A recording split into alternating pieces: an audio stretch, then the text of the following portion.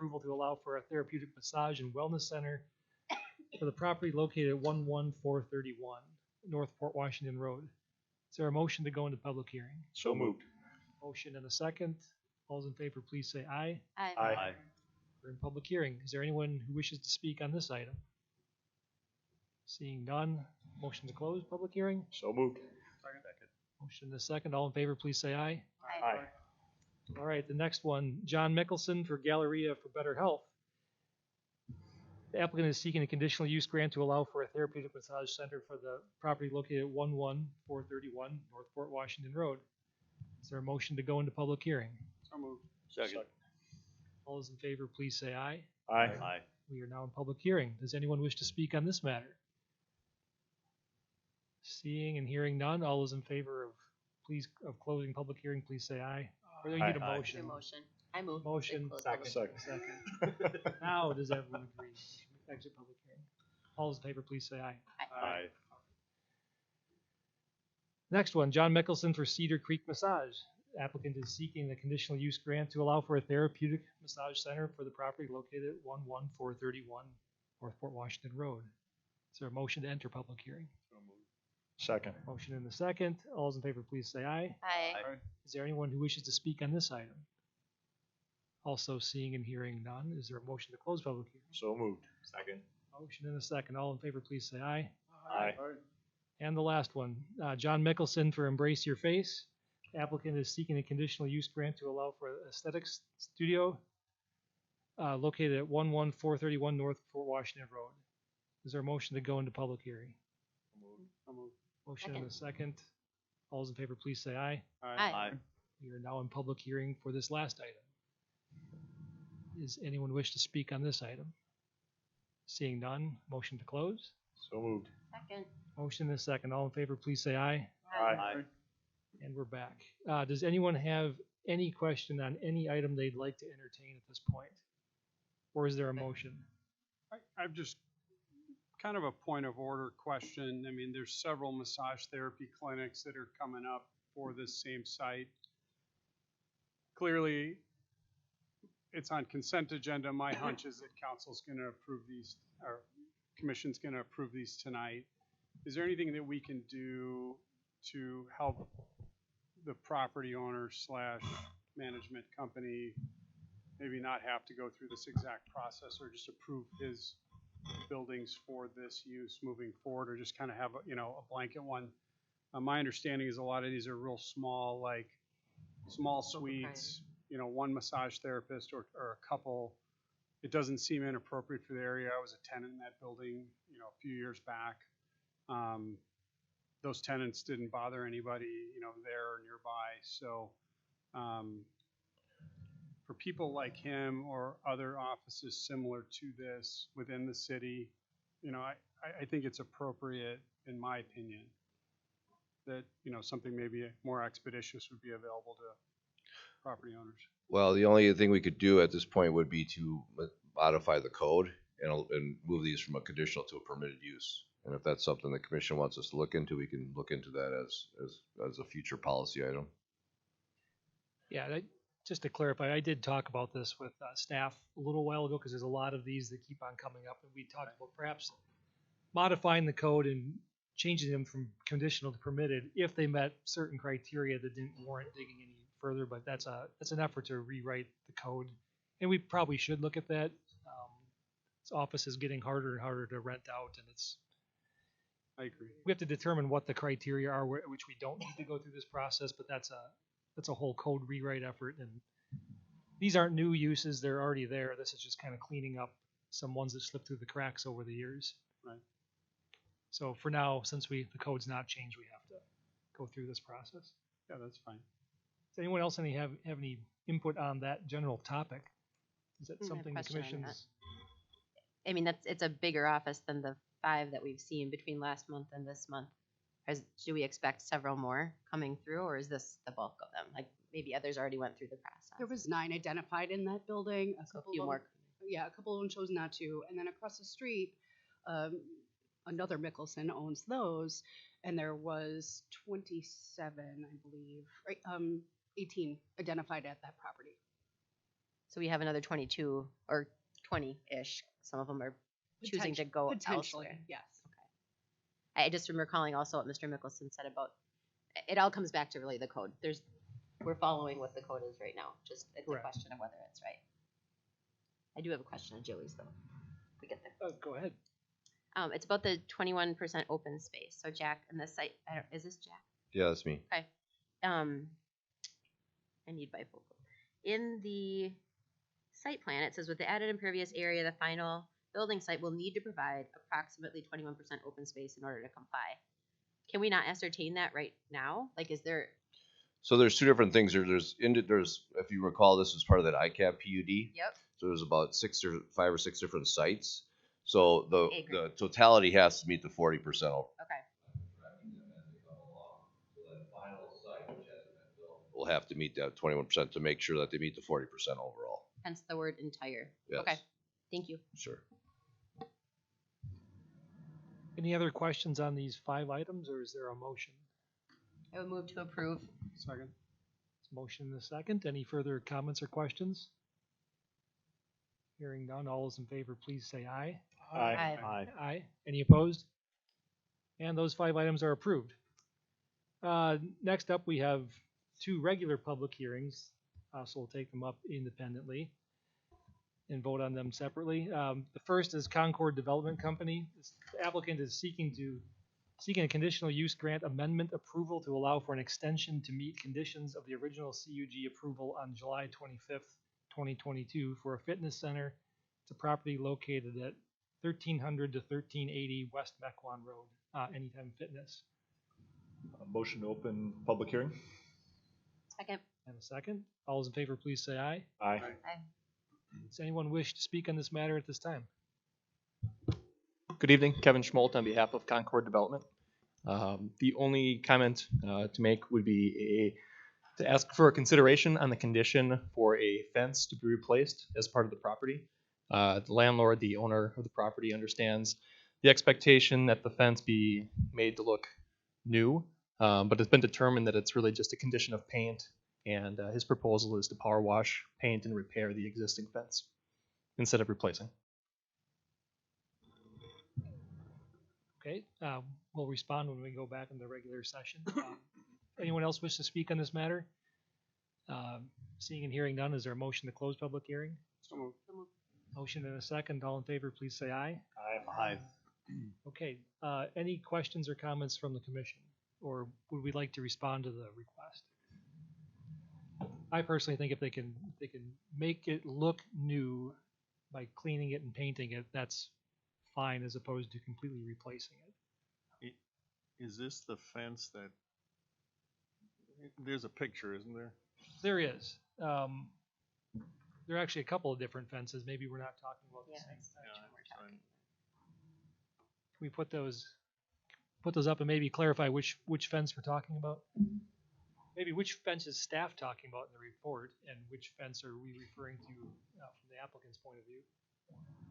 Sure. So the fence that we're speaking about is actually in between the north and south buildings. There's a walkway in between the 2 buildings. So the fence really blocks the view of the back access area. And when you see the exhibit that I included in your packet, you'll see that over half of the fence on the north side is either rotted or listing to the side. I don't know if it's in that kind of condition where you can just replace a board or 2. It looks like the whole thing needs to replace. The other portion on the south side of the walkway just looks like it's beginning to rot. I think this is Page on. 93. Thank you. Correct. We'll be here all day if I keep going on this. Yeah.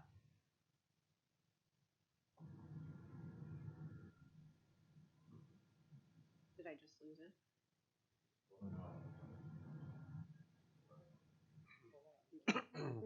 There is another fence for trash screening that looks like it just needs a fresh coat of paint, but Thank you. would you care to comment on the condition of the other fence in question? I think it's the bottom of page 93. I don't know if you can zoom in on that at all. I think that's 2 pictures. It's the same fence.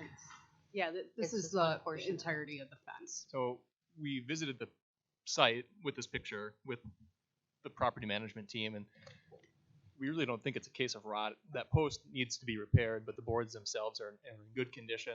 I think the idea, the concept that we're requesting is that the fence be made to look in a good condition, whether that's new, replaced, or repaired, workmanlike fashion, and that to be at owner's discretion with final approval and inspection by staff, whether it's repaired or it's replaced.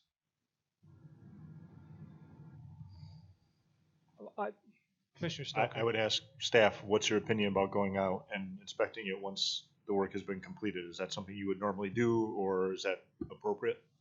I think our concern is that if you look at all the other requested changes in language, they're consistently asking for the owner's discretion to fix things and had listed only the exhibits shown in the previous staff report, while many of the problems are much more extensive than that, and we were just providing an example of.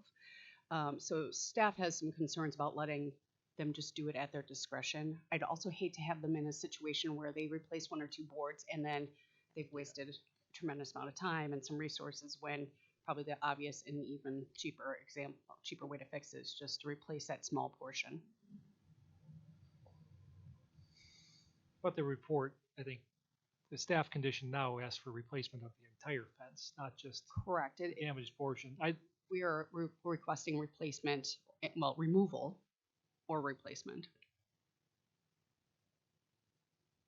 Or repair subject to staff approval of the repair plan and subsequent inspection of the repair. If they can repair it and make it look presentable. I mean, this is falling over, but it's probably because you have 1 broken post. What are others' feelings on that? I got an opinion. Commissioner Strelchak. Staff seems pretty determined, as does the property owner, that there's not an agreement on what we're seeing here today.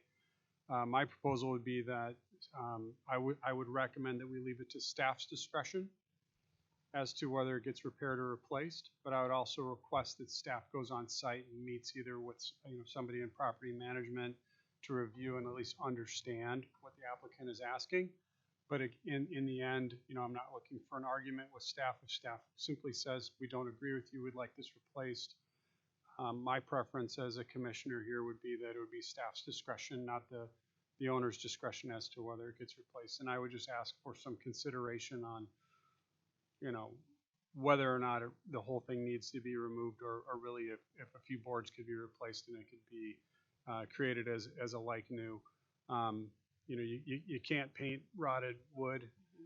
It'll look horrible in a year. So I think that offsets that concern, for a Band-Aid fix to get through the inspection and the approval, gets it repaired or replaced properly, but also addresses the applicant's concerns on whether or not they really need to go through the expense of replacing the entire fence. I think it's a fair proposal. There'll certainly be other inspections as it relates to the construction as part of this conditional use. And I think our intent was to avoid an approval tonight that required specifically the replacement of the fence, and it needs to be at staff's discretion following a site visit. We're comfortable with that. Great. Perfect. Are there any other comments or questions from the commission?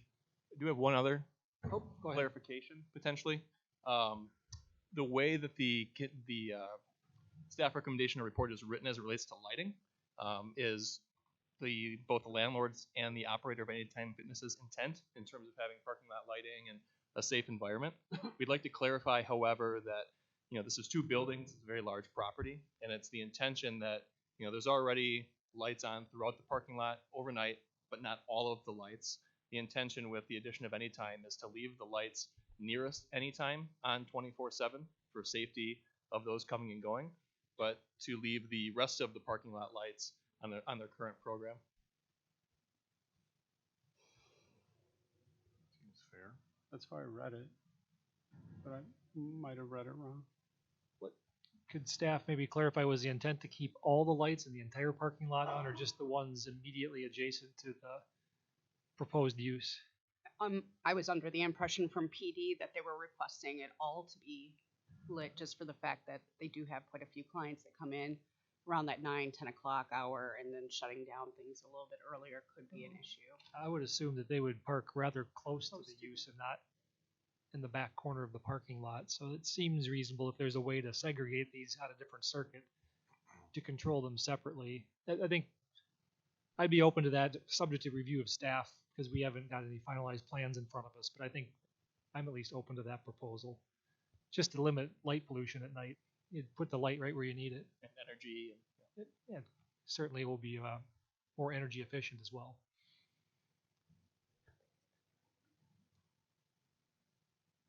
Is there a motion that encompasses all of that goodness? I'd make a motion to approve, based on staff conditions, with the exception of the fence, where staff will go on site, meet with the applicant, and at staff's determination, the fence would either be recommended and required to be replaced or repaired, as well as upon staff's review of the lighting, that lighting would be acceptable to be left on 24 hours a day to help mitigate light pollution, just for the one building area, parking area for the one building. So staff's review and approval. If the PD comes back with concerns or something just from a safety standpoint, I'd ask that the applicant, listen to that wholeheartedly. The safety of the city is more important than the light pollution. But the light pollution is also important, as is the energy conservation. So the intent of my motion is to, cover both. So. I'll second. Motion and a second. Any further comments or questions to be resolved?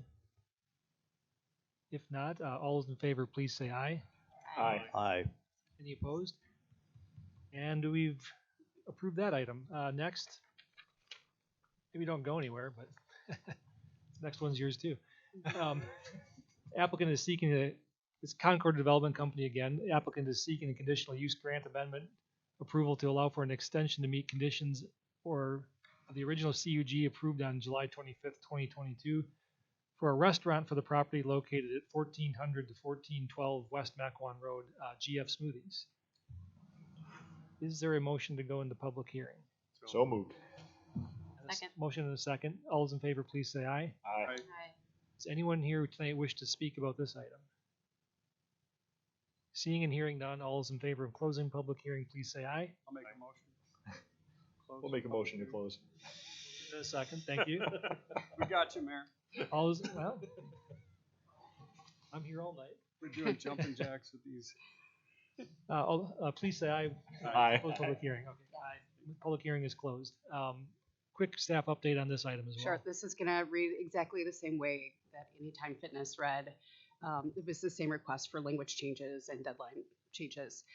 So staff recommendation is to basically mimic what we just did for the previous agenda item. So I guess maybe a motion with regard to the fence, but not including the light in this one. I don't believe we had a condition for lighting on the GF Smoothies, although their tenant spaces, while in separate buildings, are relatively close to one another. So But it's not 24 hour, correct? it is This is definitely not. not 24 hour, but wouldn't that be fantastic? So I'll make a motion to approve, with the same conditions on the fence that we had in the last approval. And I will second again. Motion and a second. Any further comments or questions? Hearing and seeing none. All those in favor, please say aye. Aye. Aye. Aye. That item's approved as well. Any opposed? I don't think so. All right, on to regular business. First up, the first item has been canceled and pulled off the agenda, which brings us to Tim O'Brien Homes. The applicant is seeking a wetland setback waiver, specimen tree removal to allow for the removal of specimen trees for the property located at 12333 North Lake Shore Drive.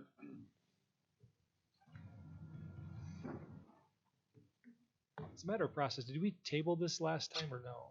We did, yep, Okay, in November. usually a note on there, but I guess first we'll need a motion to remove it from the table. So moved. Second. Motion in a second. All those in favor of removing it from the table, please say aye. Aye. Aye. Now we can talk about it. Why don't we start off with a quick staff update, or is there anyone from here from the public who wishes to speak? We'll start off with that before we jump into a staff report. We did get at least one email on this, which I think people have read. Okay, I see no one standing up, so let's get into the staff report. Cole, are you starting out? Yes, thank you. Thank you. So I'll be a bit brief on this one. The staff report's pretty similar to the when they were here in November 22 for the original application. So this is a request for 2 specimen tree removals at 12333 North Lakeshore Drive. As Mayor mentioned, it was tabled in November 22, and it's just for a residential home build. So the key changes from the previous application, 2 main parts. If you guys recall, there's 2 wetland strips on this property. One's kind of a little bit west of where they're proposing the house, and one's a bit east. There's 2 different wetland setbacks on each of those. The west one is a 50-foot setback or protective area. The east one is a 10-foot setback. And the previous application, the applicant had the house proposed about 14 feet off that west wetland, which was ultimately not approved as a waiver of that reduction. So they've now moved it to 30 feet off that west wetland, so still requesting the waiver for the reduction there. And then they meet that east wetland setback. And then staff also recommended lowering the elevation of the house by about 3 feet at that November meeting from that application. The revised plan that they have tonight has the house 1 foot higher than the previous application. So I'm sure there's going to be questions on this one anyway, so I'll just kind of summarize the recommendations and then see if Mike has stuff to add on the specimen trees here. So what we are recommending is the approval of the 2 specimen tree removals. We do recommend that the 50-foot setback for the west wetland is met with the location of the house in order to preserve stands of trees, and then are consistent with the recommendation to have the house elevation 4 feet lower than proposed tonight, which is consistent with the November original application. Got anything, Mike? Okay, any questions from staff, the commission? Got a notification when I watched it. We have no sound online. I don't know if the audio-visual technician can hear that. Apparently, we have no sound online when people are watching at home. I'm not sure what to do about that here, but we'll keep rolling and we'll try and figure it out as we go. Any questions from the commission on the revised plans before us? I know we talked about this at great length a couple months ago. Commissioner Bach. Just discussion? Just discussion, yeah. Yeah, so I remember we spent a considerable amount of time talking about this area, and I'm still a little bit confused and just want to make sure I understand everything. I had a chance to drive out there and walk around and look at that property this afternoon. It's a challenging site. I mean, the home that I was at this afternoon, I mean, it's clear that there's, like many properties around here, have a whole bunch of ash trees that are gone. On this particular property that we're talking about, there's going to be a considerable amount of landscaping that's going to be needed. There's a lot of buckthorn. There's a lot of dead ash that are going to have to be removed, plus the specimen trees or the trees that we're talking about. So that's going to be a whole new area. I mean, it's going to look completely different. Plus one of the homeowners on here, I mean, it is clear in their front yard that, you know, all those ash trees are gone. So that's kind of low. And I can see how that would just be kind of almost like a wetland with a lot of water. So, you know, I can see this as a real challenging site, and I can see why some of the neighbors would have some concerns. And I remember Commissioner Stoker was talking about, we were talking about basements last time, or different possibilities. So I don't know if we've had discussions about that. I don't know if the builders and the neighbors got together and, we're able to have I know you're not going to agree 100% on everything, but we're able to get together and talk through some of these things and come to some consensus, but still seems like there's some tension there and some unresolved issues. So I don't know, I just need to get updated on some of that. Yeah, just to kind of touch base on your concerns about the trees. The trees, so we knew kind of going into this lot that the trees in the front of the lot were going to be primarily removed. So about a third of the lot was going to be removed just because it's all like you referenced, dead ash, buckthorn. And that kind of goes all the way up and past that first kind of wetland up in the front that Cole referenced, where there's kind of a 10-foot setback off of that. The trees that we're kind of referencing in the house for the specimen trees, there's a 21-inch American linden and a 25-inch red oak. Both of those, I think it's 23 and number 27 on that diagram up there. No matter where we move the house on this lot, I think I referenced last time, those trees are done. I mean, we've tried 3 different locations on this lot, and because of the restrictiveness of this lot, we can't save those 2 trees in particular. And those are really the only trees on site that meet the size requirements to be considered specimen species and size. The other trees that I'm referencing in the plant, because of the nature of what the front of the lot looks like, there's 31 other trees that I reference in the report that are additional American lindens to the back side of the lot. The reason that I stuck to the 50-foot setback, recommendation is because you'll preserve at least 11 of those if we stick with the 50 feet. If you would grant the 30-foot variance, unfortunately, all 31 are going to be. I mean, you can kind of see on this diagram, all 31 of them are going to be essentially gone. I think there might be 2 that have a chance, but you're still getting really close with that, the building footprint and then kind of, some of the overdigs and stuff that are going to be necessary for that basement and stuff. So that's kind of the summary of what I think from a tree perspective on this lot. So That's a complicated issue, so I think we probably need to break it into pieces and attack them one at a time, then try and assemble it all at the end. Before we do that, though, Commissioner Chorn. Yeah, help me understand, maybe this is a question for the builder. If we want the 50-foot setback off the west, is that an issue with the placement of the building? Does that put you too close to the east wetland? They did have a diagram of what that would look like. They didn't provide a grading plan because, as I'm sure they'll comment, is with the elevation that they currently are showing. Sorry, I went the wrong way. With the elevation they're currently showing, this would be very difficult for them to not impact these wetlands because it's only 10 feet from the edge of the house. So just grading down from the elevation would be a challenge, or they would need retaining walls or something of that nature.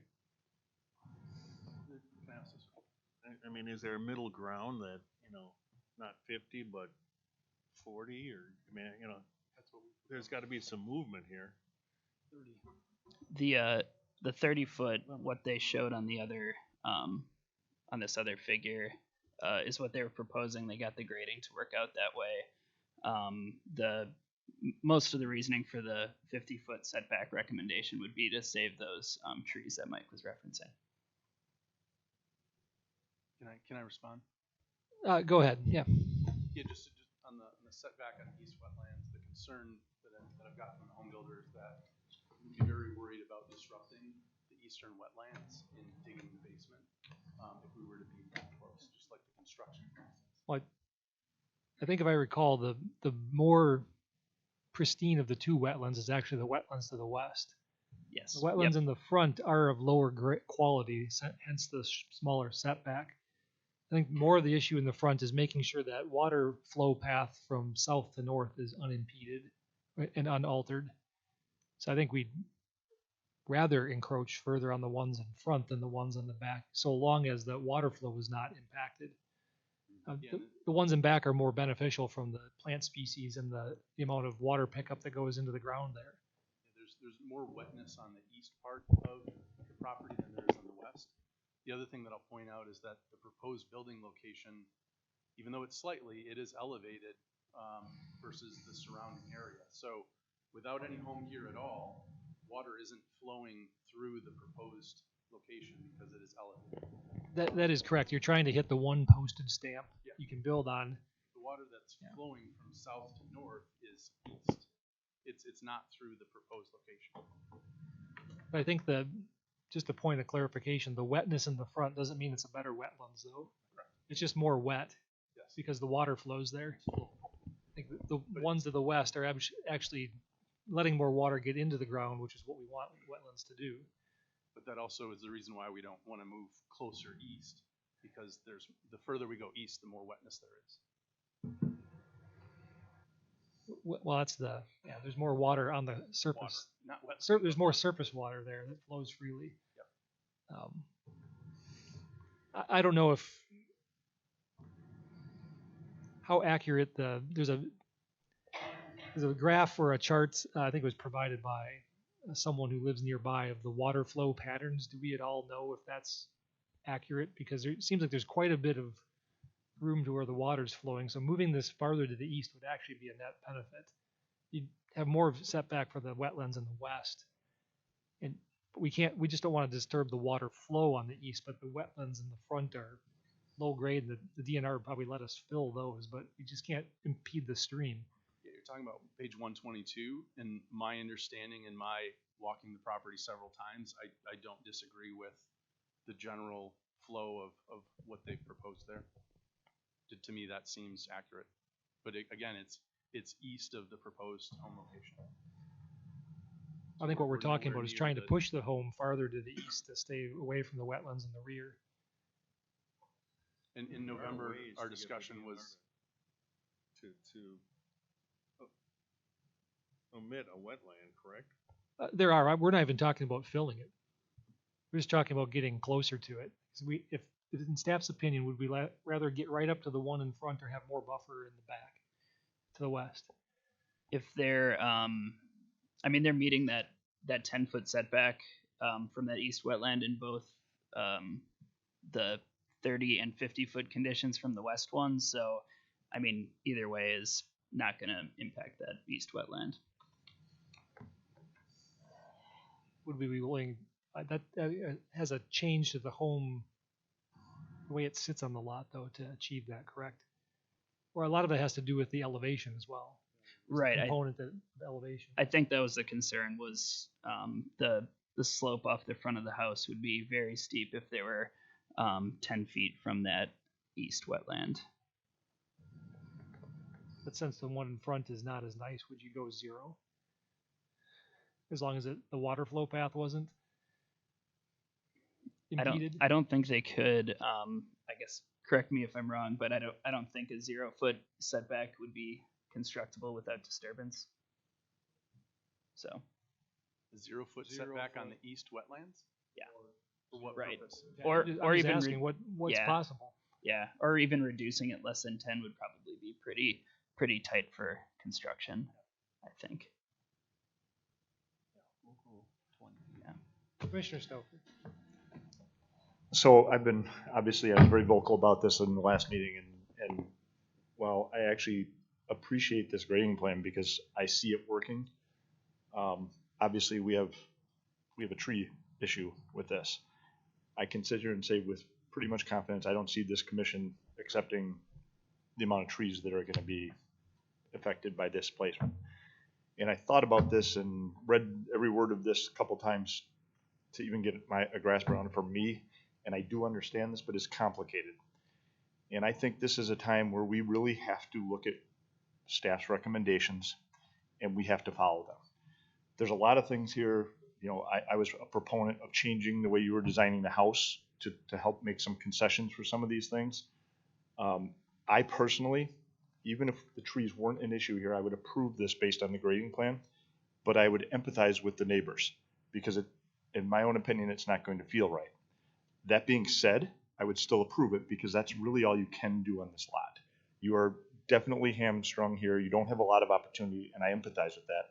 And I'm actually going to be finding myself in a situation very similar to this in the very near future. So I think because of the complexity of the issue, and maybe not everyone on this commission is understanding it, I think we as a commission, to my opinion, really, really, really need to rely heavily on staff's recommendations, because even me as a builder, I'm relying on the city engineers that they are comfortable with the way this lot is going to grade, the way you propose it.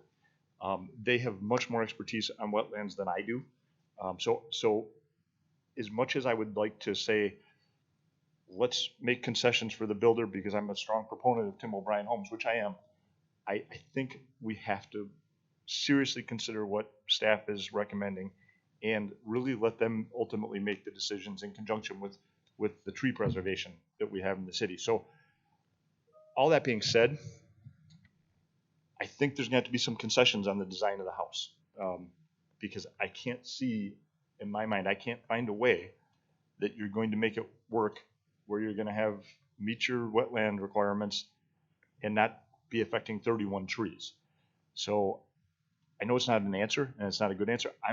I don't have an answer unless you start changing the elevation of the house. And I think ultimately that's what it's going to come down to. I'm certainly not the only one making the decision. Like I said, I would approve this right now if the tree issue wasn't. And if someone wants to make a motion, I might even be okay with the trees.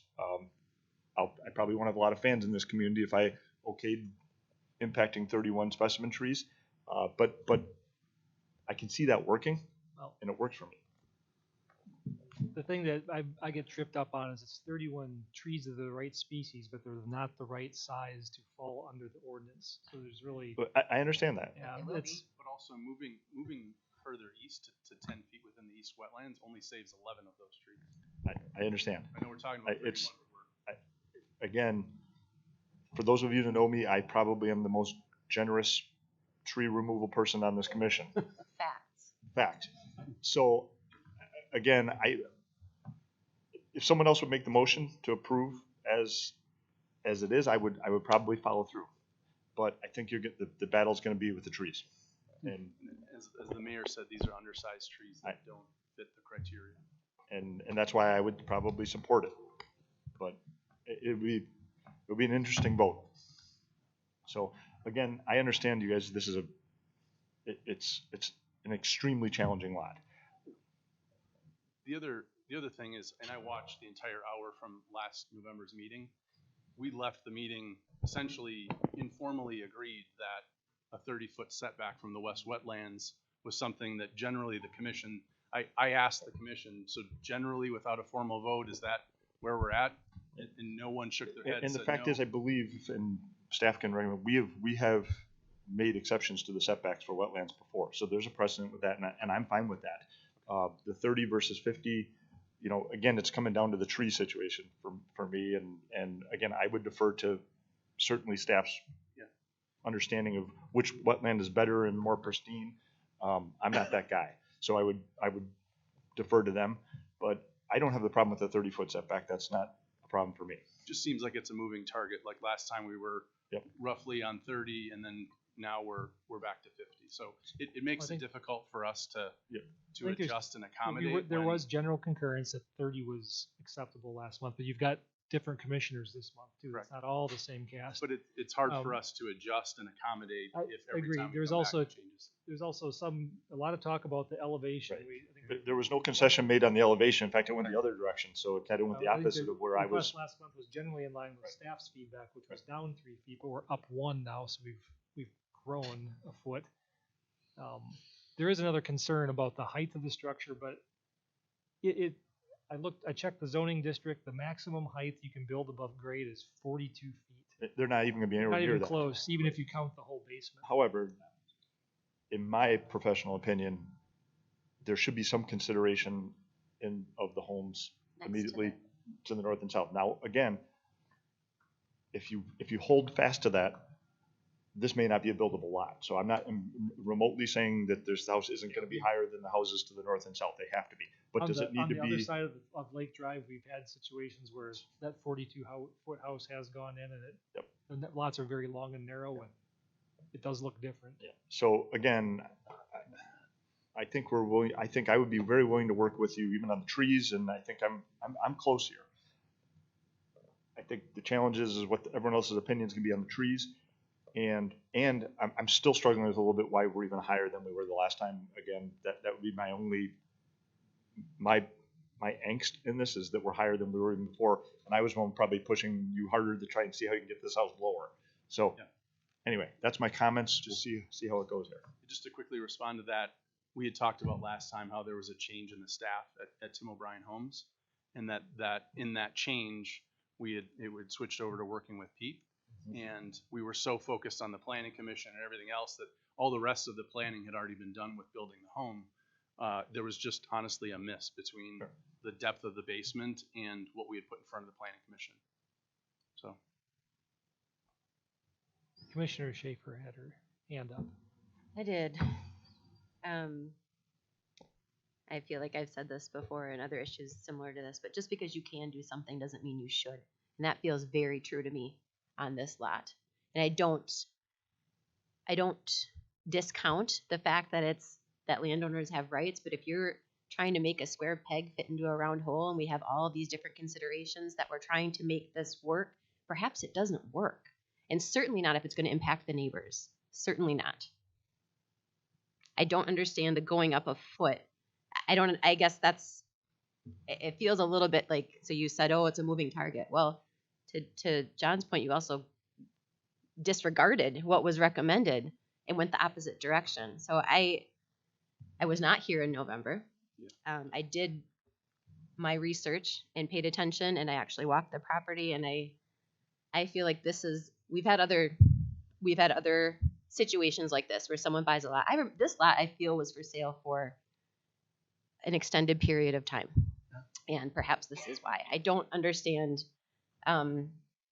having to make multiple concessions just to make it work. Perhaps the house that you were trying to build does not work for this lot, and perhaps that is the reality.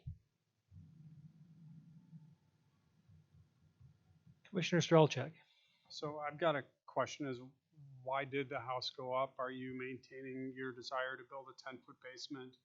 No, what's being proposed here is a 9-foot basement, which was always a part of the plans. Yep. Yeah, the 2 yard grades on that grading plan were set up with an 8-foot differential on the initial drawings, and it's now correctly reflecting a 9-foot differential between exposed yard grade and final yard grade. I think it's also important to understand that the final yard grade of 701 is in the immediate environs of the front door on the property, and that the bulk of the yard is at 697 or lower, which is a foot lower than the neighbor to the south yard. So we do come up sharply next to the front door, but to consider or to view this as if your whole yard is 4 feet higher than the neighbor's yard and dumping water that direction, not a good assessment. So just to share my thoughts on where we're at, I agree with Commissioner Schaefer and Commissioner Stoker on this one. I agree with Mike Keys, the city forester would prefer a little more of a buffer in the back. You're asking for a specimen tree removal. There are other specimen trees that aren't meeting the caliper, but they are specimen species in the back. And if you're asking for a concession, if we can preserve something that's similar on the lot, that's the intent of the tree ordinance. Whether the caliper is the exact fit or not, if there's some give and take and there's some approval, that can be made, this is an appropriate place to discuss it. Fitting a square peg into a round hole, that's what I felt exactly last month. I felt that, the lot had some wetland issues, it had some setback issues, it had some grading issues, and I have far less experience than Commissioner Stoker with building houses. Far, far less. But, the number one thing is that not every house can go on every single lot, and there's certain things that are appropriate for certain lots. I don't know that this is an appropriate fit for this one. I spoke out in opposition to it last month. I'm still on the same page this month. My concern is water flow, the wetlands in the back, the tree preservation. I served on the tree board for several years, so I'm one of the more conservative ones. And I was asked to be on the tree board to replace Alderman Adams, who was very passionate. And you get a hard no for her. She was sitting here. She's like, you should just build it somewhere else. She's of a different school of thought. At least we're considering it, and it's an option. But listening to staff and listening to staff recommendations, and although you feel it's a moving target, you worked last month, and so did city staff.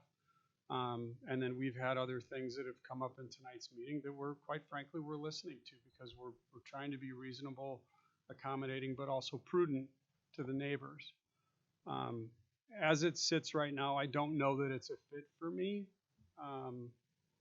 but that's just where I'm sitting, and I'm continuing to listen to what my fellow commissioners have to say. Commissioner Barnes?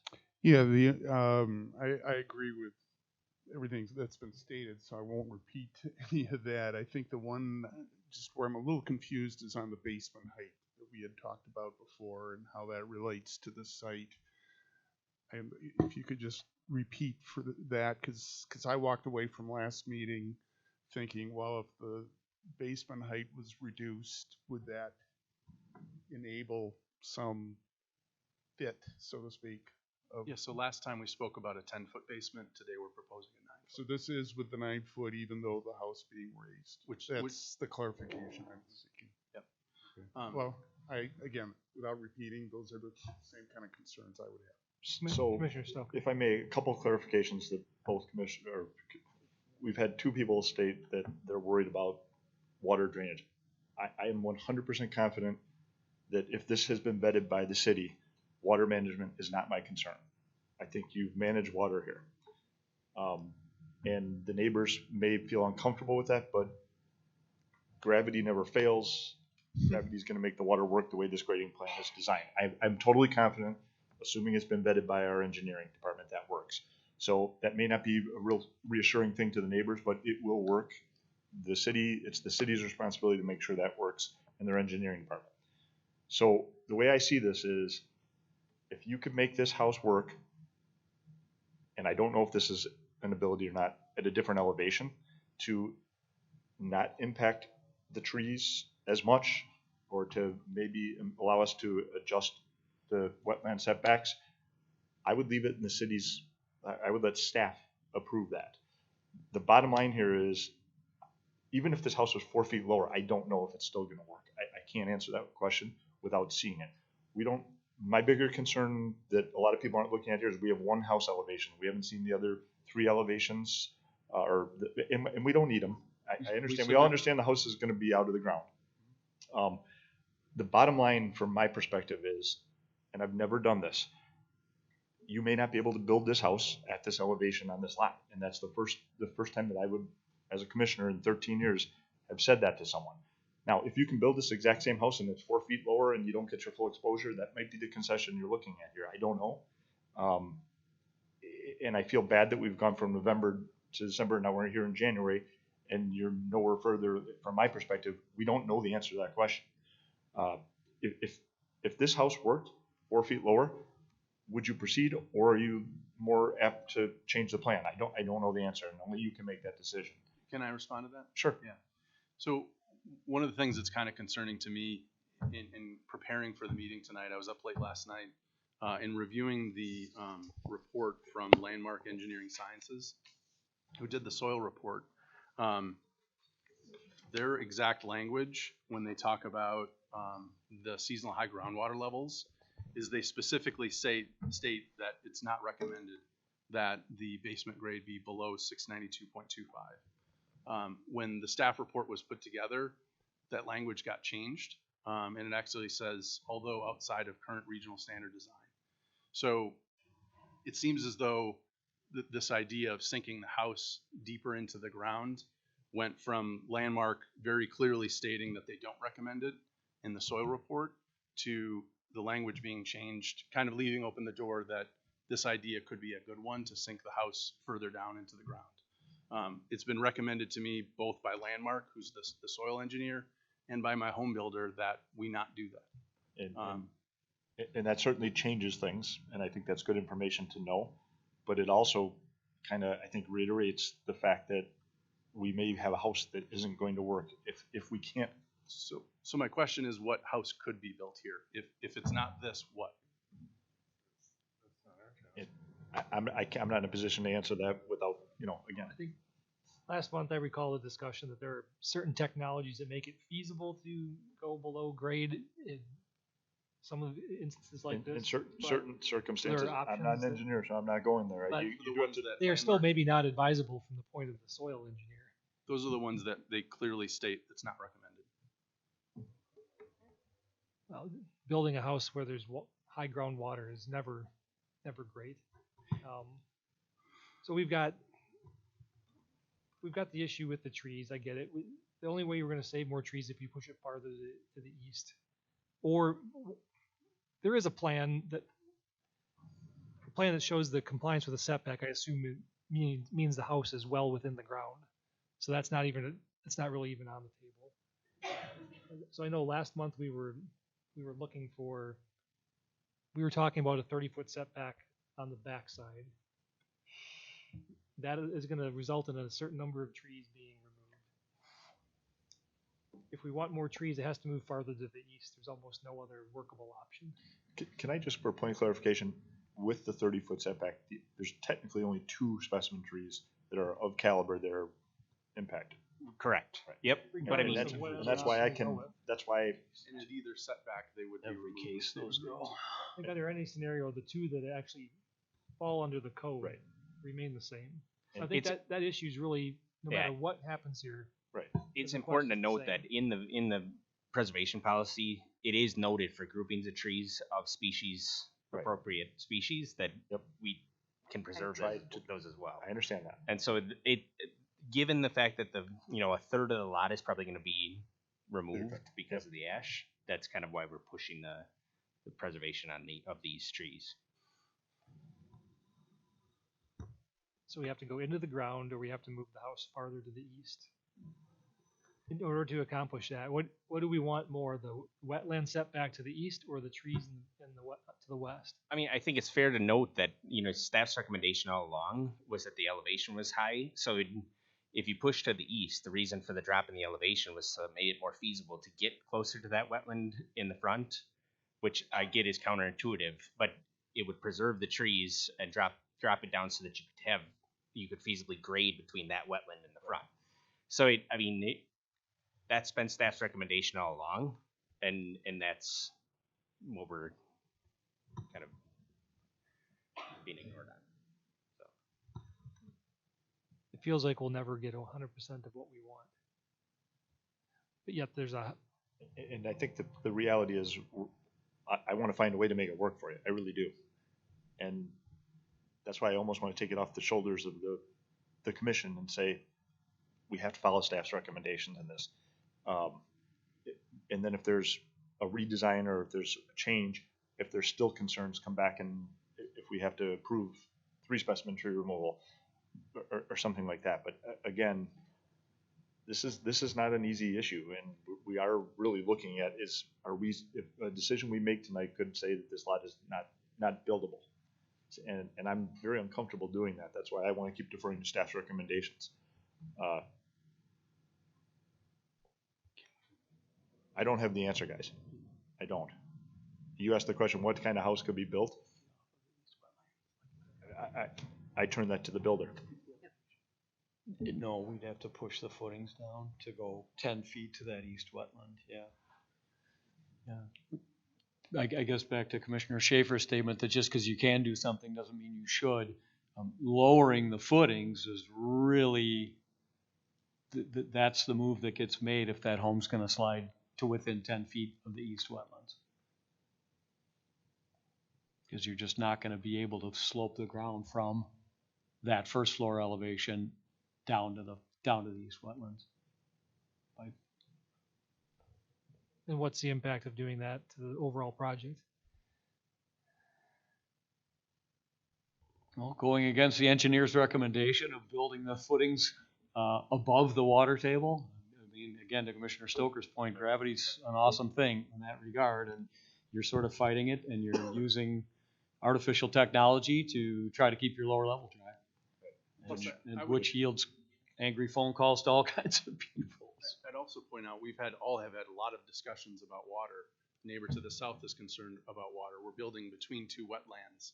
This isn't a normal piece of property where there isn't currently existing a lot of water.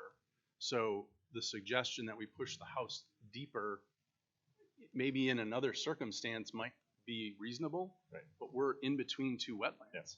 And as a builder, I'm not telling you that's what I think we should do, but this may be a situation where you can't have a full basement with living space. You may need to be in a crawl space, or this might need to be slab on grade. I'm coming to, I guess, without just cut to the chase, you may be trying to design a house that will not work on this lot. And I think that's where we're at. So I reached out to a realtor from Shore West to research homes built on slabs. Yep. In the last 10 years, there were 2 homes sold in Mequon on slabs. One was built in the 50s, one was built in the 70s. Neither of them are anywhere close to the type of home that we've designed here. Right. So building this home on a slab really presents all kinds of additional issues.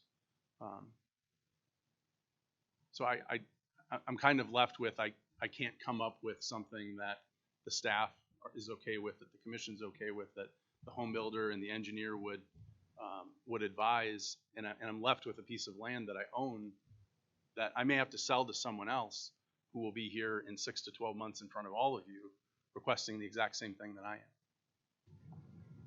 Because what could they build that would be approvable by everyone here tonight? I don't have any easy answers to that. Commissioner Barnes. And I'm, again, not disagreeing with what's being brought up here. I'm just a fresh idea, and we don't have to get into detail of it, but would there be a feasibility of a common driveway that would allow, call it a relocation of the house, proposed house framework and the driveway and its relative position to the wetlands with the gradient change? I just sent off, and I'm not sure that the driveway is the particular concern. We have approval from the DNR to cross the wetlands already. With the driveway. I understand, but in terms of placement, is really what I'm looking at. I think that the framework of the house. It's pretty clear on the, trying to get the exact page here. It's pretty clear on page 119 of the packet. There's a certain setback from the front and rear wetlands and the grade that that's where you have to put the house, somewhere in that area, or very close thereabouts. The driveway is not really the issue. You just have to cross a wetland, which you can do with a culvert and still maintain the water flow. But it wouldn't affect the position of the house in terms of an access coming from the south. Not that many other places to go. So Yeah. Okay, enough said. yeah, can I just Enough said. one last thing? So we're basically to a point where we're saying we're willing to say that this land isn't buildable because of these 11 trees. These 11 trees that don't meet, because the 30-foot setback that we've proposed, that's the one where 31 trees would have to be removed. If we move it to within the setbacks to 10 feet off the east wetlands, that's saving 11 trees. But it would have to push the house down into the water table. So we're saying that based on those 11 trees, we're basically going to say that this this property isn't buildable. And the home, Because that's the decision. and the overall home height.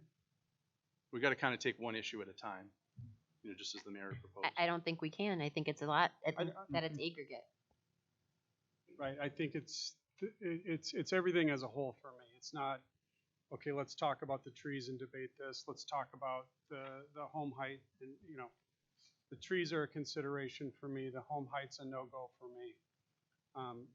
I think we've had some pretty hefty discussion. We've tried to legislate to our best ability on the fly as a commission here. I haven't heard one positive thing from the commissioners. I think you've heard the concern. I think Commissioner Stoker eloquently and pretty directly put it that maybe you can't build this house on there. You probably would have to look at some different basement configuration. You've got high groundwater on there. You're in between two wetlands. This lot has concerns. We're not saying it's unbuildable, but as the plan is before us today, I don't know that it's approvable. Based on that, I would like to make a motion to deny. I'm looking for a second and then to call the vote. I would second that. We have a motion and a second. Are there any further comments or questions?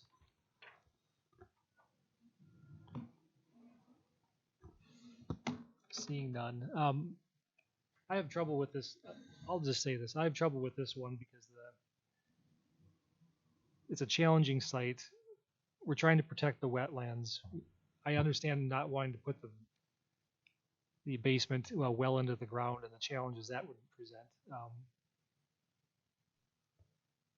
And I understand the argument for the grove of trees, but tree preservation ordinance has standards for the species and caliper for clearly give us the right to approve or deny something. It's a little squishier when you get into trees that don't meet the size. I know the ordinance is a little squishy, but it's placing another undue challenge on this property.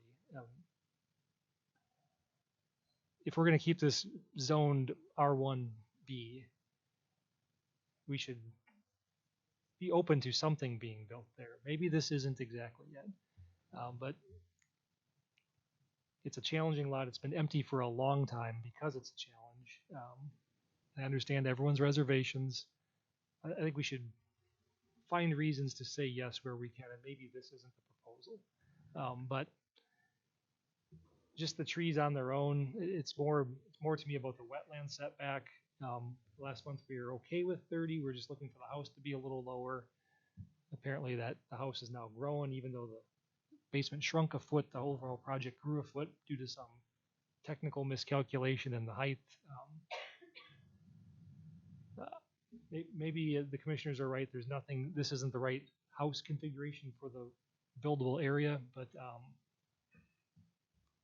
think we got to be careful of making things too complicated for this site going forward. And maybe this isn't the project that makes it work, but we have a motion and a second, and I'll just leave with that statement. We'll see how the vote goes.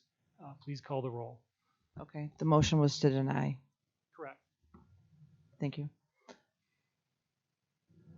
Commissioner Becky Schaefer. Aye. Commissioner Stoker. Nay. Commissioner Lemke. Aye. Commissioner Jim Schaefer. Aye. Commissioner Gentes. No. Commissioner Chorin. Aye. Alderman Strelchak. Aye. Mayor Nurbin. No. The vote does pass 5 to 3. Oh, we're past that item. Sorry. I think we should be open to something working here, but this just wasn't quite it. Next item, Norway fence for Congregation Shabbat. Applicant is seeking a site plan amendment approval to allow for the fence along Mequon Road for the property located at 2233 West Mequon Road. You've got this one, Jack? Yeah. All right, thank you.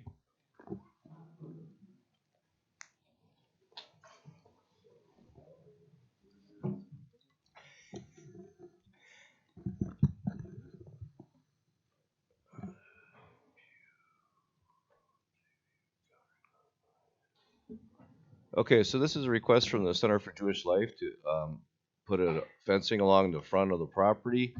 This is the request is coming out of a security study that was done at the property. They're looking to put up a 6-foot metal fence along Mequon Road, approximately 300 feet in length. I have some pictures in this. There was a rendering that kind of was done. I will show you that to give you kind of a sense. Now, it's not 100% to scale. If you can see from the drawing here that the fence will not be that close to the road, and it will not be in front of our stop sign and our street sign, but they just wanted to put together a rendering just to kind of give you an idea what it was going to look like. Originally, this request was going to cover the entire frontage, including the road, but this road actually serves a number of residences in the back, so we told them we could not cut that off access to those properties. So instead, what they were suggesting and doing is building these columns and adding security cameras and lighting on these 2 columns. The fence would continue to the east. There was one section where they would have a gate. There's a little walking path that is used by the but the residents who walk to the site. So there's a gate they would put at this location here with a little bit of a code to get in there. Other than that, staff is supportive of the fence. There's a couple recommendations we made. One is that they add landscaping to the front. The fence will be about 7 feet off the property line, so there's a adequate space to put intermittent landscaping. Another one is you can kind of see it. I'll zoom in a little bit for you.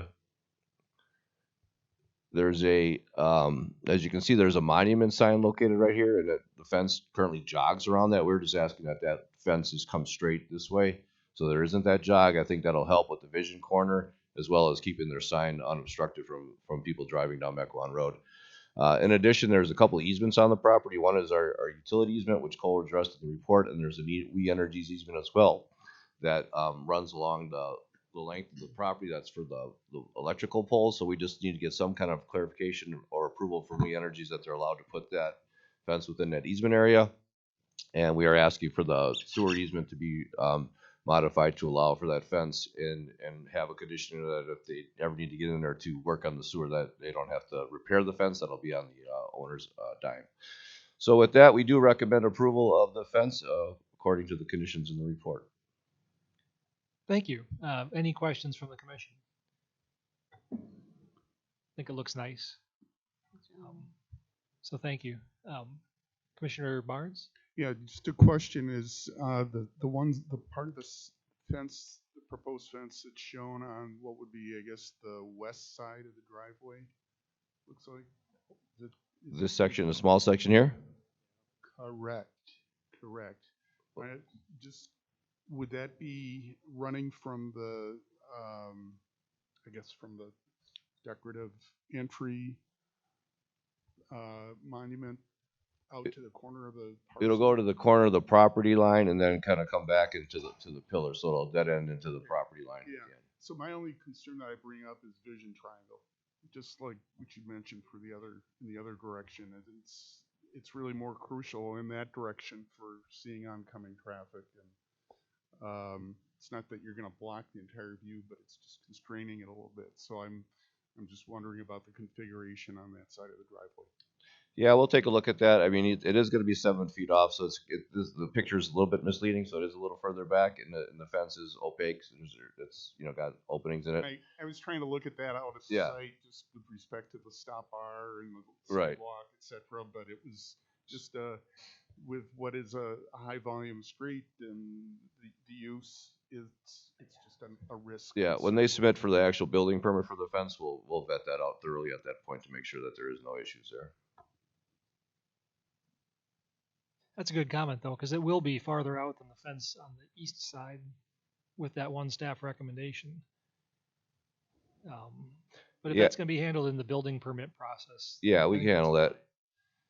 I think the only thing we just want to watch on the other side is how much vegetation I don't know if you can see it here. Yeah, very nice. There's a gully in there and what have you. So there's some challenge there to it. Yeah, But I there's some bring grade that issues. There's some. is sacrificing it to driver visibility of oncoming Yeah. traffic. So we're going to try to balance between the two. So I think we can handle that.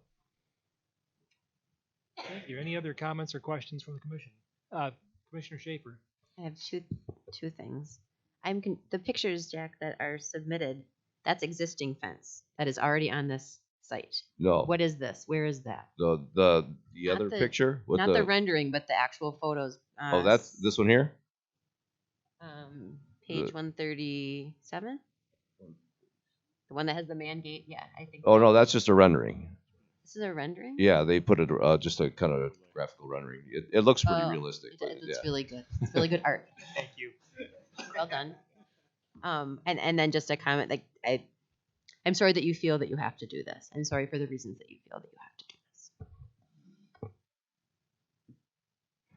Commissioner Stoker. I would just ask, does the applicant agree with the recommendations of staff? Well, seeing that, I would motion for approval per staff's recommendations. Second. Motion in multiple seconds. All those in favor, please say aye. Aye. Aye. Any opposed?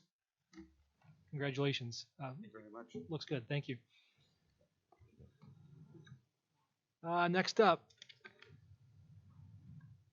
Parish Survey and Engineering LLC for Ozaki Country Club.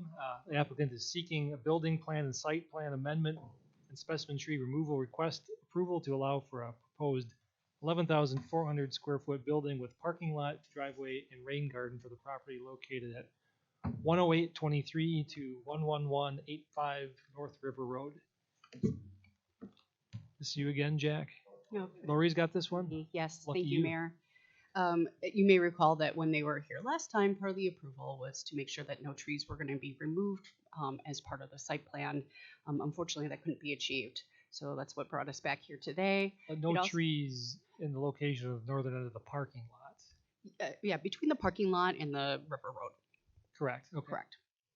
So just kind of take this step by step here.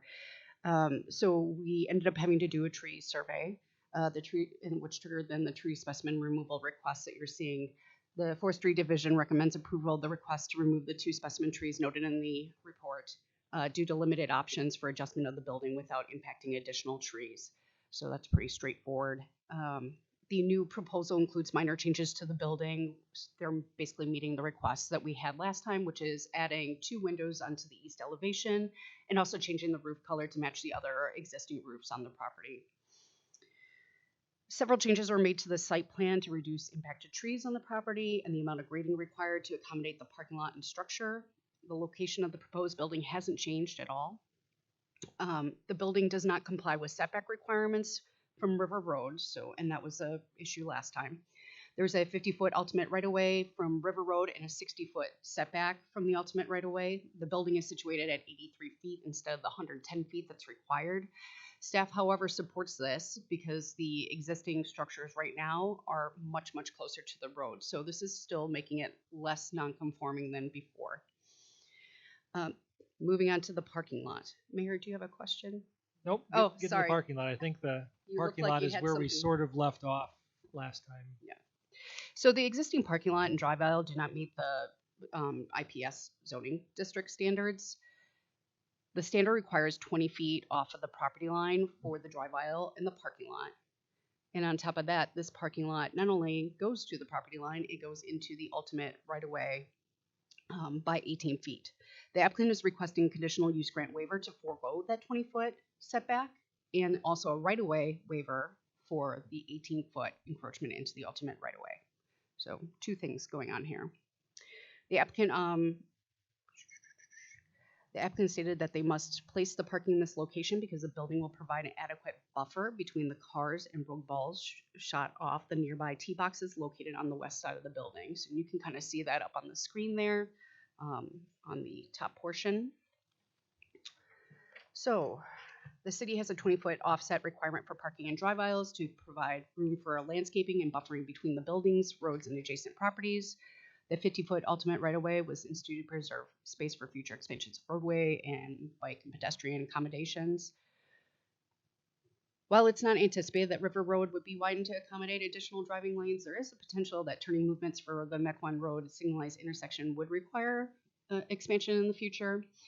In addition, there may be a future change in the city's philosophy on adding sidewalks or bike lanes on River Road. Essentially, if we remove this option, we're not getting it back. Staff recommends denial of the conditional use waiver and right-of-way waiver. Staff believes there's sufficient open space to construct a parking lot to the south of the proposed building, which could be protected by road golf balls with a combination of screening, landscaping, and fencing. Should commissioners approve the parking lot to exceed the 20-foot setback and encroachment into the ultimate right-of-way, staff recommends right-of-way waiver for the parking stalls location be executed and recorded with the following conditions listed in your staff report. This includes making sure that the property owner removes that portion of the parking lot and installs landscaping in accordance to the current code. All right, thank you. So I think where we left off last time is there was a little disagreement over the number of exact number of parking stalls, and there was a desire to add more, assuming that more trees were not removed on the northern end. What does this plan reflect? I think it's 23 stalls, and how many? So there's some non-specimen trees that are likely to be impacted on the northern end. Sure. Do we have a number on that? So that was where we left off last time. We basically approved all of this, even with the setbacks for where the parking lot is now. And I'll disagree after walking the site. If we park cars to the south, they're not safe from golf balls, especially if I'm golfing. And they're also likely to be underwater, I think, some number of days during the year because everything drains down to the south and it's very, very, very low and wet at certain times. So it's not a great spot for a parking lot. So I think we're left with the parking stalls and what's going on the north end, and we're basically back to where we were 2 months ago, 3 months ago, something like that. Jack, can you bring up the tree site plan? We approved it, and now it's different, so it came back. So to kind of reference, in Mr. Mayor, what you're talking about, there's only 2 trees that are being proposed for removal on that north end, the far north end. Neither one of them is because of the parking concern. There's a small grouping of trees that's kind of being removed just to the north of, the arborvitae line that's kind of, you see the hash line at the bottom there. There was a few dead ash in there that actually we approved for removal. And then there was a downy hawthorn, but it was about 3/4 of the way dead. And so the 2 trees, the evergreens that are being removed, was one white spruce that was in real poor condition, and then actually there's 2 white spruce. So one was all but dead, and then the other one was it had Citus vera, so it's got a fungal disease that basically is killing it from the bottom up. And so those are the 2 that we approved for removal. Neither one of them is specimen. The 2 specimens are actually, if you look at the map behind you, actually they'll be west of the proposed building. They're circled in red on that sheet. Both of them are western red cedar. One of them 8-inch, one of them 13-inch. They're in good shape, but both of them have been limbed up to a point that, standing by themselves, they're not in desirable shape, I guess. The other 3 that are on site, I think there's 5 of them total, are in such poor condition because they've been shaded out over the years that we wouldn't even consider them specimens just because their condition rating is very poor. Okay, so the parking lot crept a little farther to the north. There's a couple trees that are going to get taken out, but they were in bad shape or dead. Right. Yep. Okay. So basically, this just reflects the final version of what we thought we approved last month. We had some discussion about what was that actual number of parking stalls, and it sent it off in this direction. Now we've got a final determination. I think I've got all my questions answered. Are there any more questions from the commission? Commissioner Chorin. So my understanding is that the way the parking is laid out now on the east side of the building was approved the last time? We approved it. There was a question over the total number, and there was disagreement on the final number. It wasn't even reflected properly in the plans due to a snafu on the other end. So there was some direction to approve it with whatever, I can't remember what number they wanted, if it was 24, 25.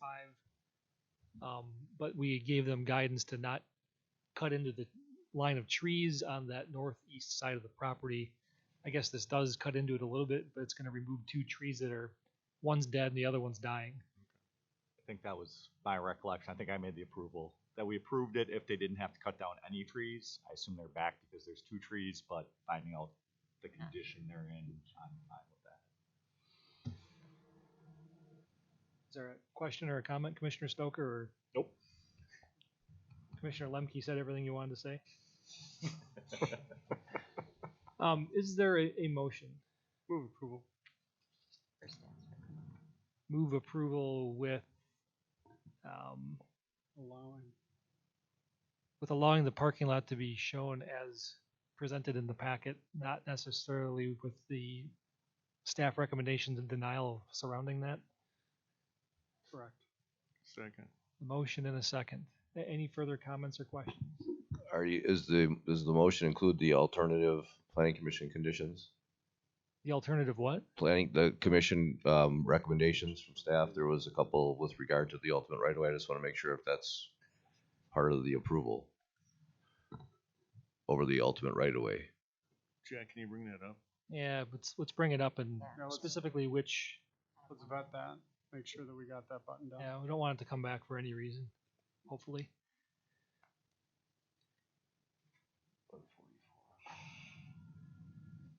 Is that item 4, the right-of-way waiver?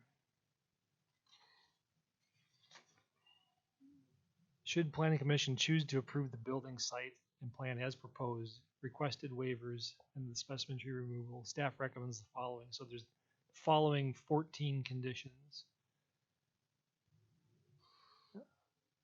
I think we're approving it with all those in play.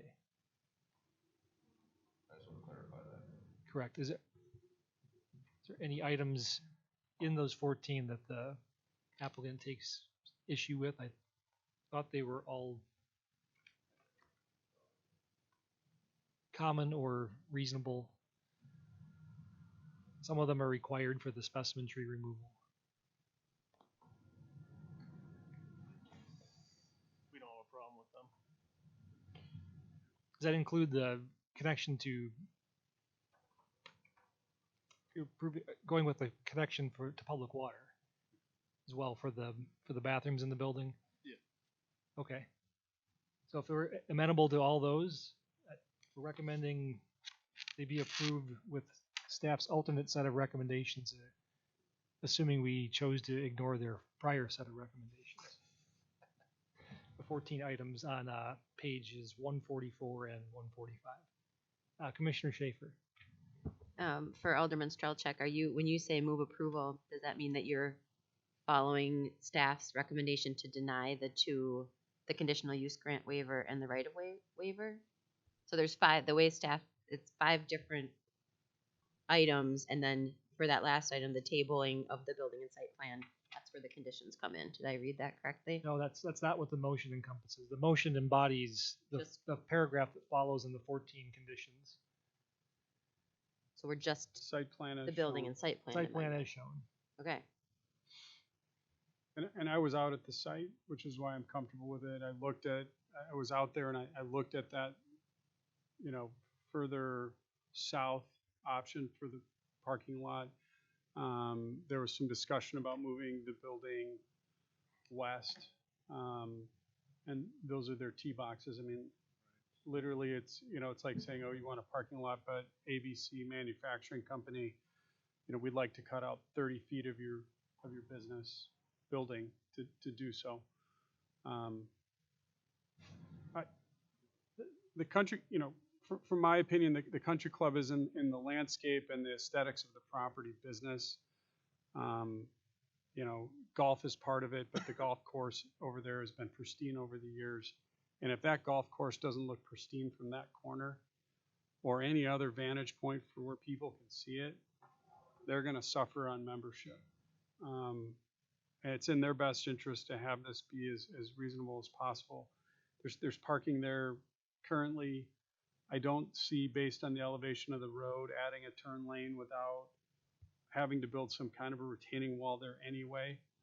I don't see Mequon Road expanding beyond what it is, to take out some of that screening, in that area. I mean, if it does, we'll have to deal with that in the future. But, my best hunch as somebody who's been on site and has made the motion is that this is definitely appropriate for where it's at. The other alternative for this building is a place that would be more intrusive on neighbors, where they also have a right to build this, and it might fit. One of the staff recommendations for the earlier approval was to build it further west over near the homes over there. I think that'd be more intrusive. This seems like a good fit where it's at, and the parking seems reasonable. I prefer people parked in place for the day as they're coming to do their work on the grounds. So,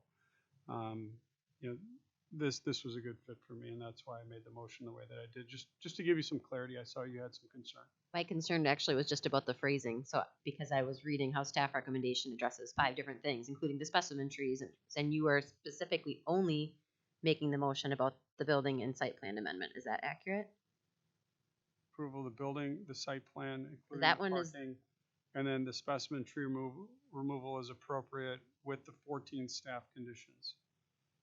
Should Planning Commission choose to approve building and site plan as proposed, requested waivers and specimen tree removal, staff recommends the following conditions for approval. That's on packet page 144. Staff kindly gave us a choose your own adventure option here, since we basically did approve this last time.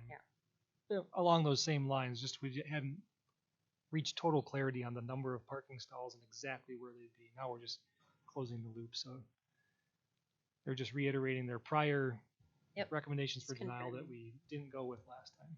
Got it. There was a motion. I forget if there was a second. There was a second. There was a second. Any further comments or questions? If not, all those in favor, please say aye. Aye. Any opposed? That item's approved. Congratulations to Country Club. Next up, we have Newman Development Incorporated. Applicant is seeking a concept plan, preliminary plat, fill permit, and development agreement approval to allow for a 37-lot subdivision for the property located at 1310 West Highland Road, Highland Meadows. This is behind the Ascension Building. Jack, is this yours? This is me. Thank you. So this is a request, as you said, for concept plan, preliminary plat, development agreement, and fill permit. This was in front of us in February of this year. The reason why the concept plan is back is because they changed the number of lots. If you recall, the last plan had 27 lots that was being presented, and that's because they were not sure and probably were not going to go with the Seward option. They worked it out with engineering, and this will be a Seward development, so they were allowed to increase the number of lots now to 37.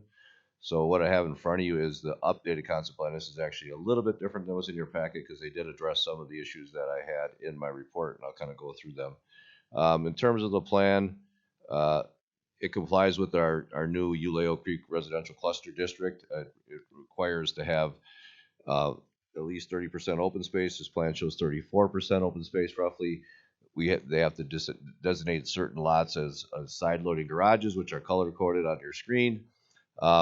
Some of the things that we talk about in the report that we asked them to address is you can kind of see it in green. They're showing a dashed line here. This is a new addition from your plan. That's we were asking for a no-mow path to go around the entire perimeter. They added one here. It does say optional. We'd like to see that as required. And they also did add a tot lot. This location here, one of the things we required was an active play area per the code. So they did add that. We'll need to see a final plan for that as well. Just to give you some more insight into development, as you recall, with the Ascension Clinic on the corner, there's a path with lights.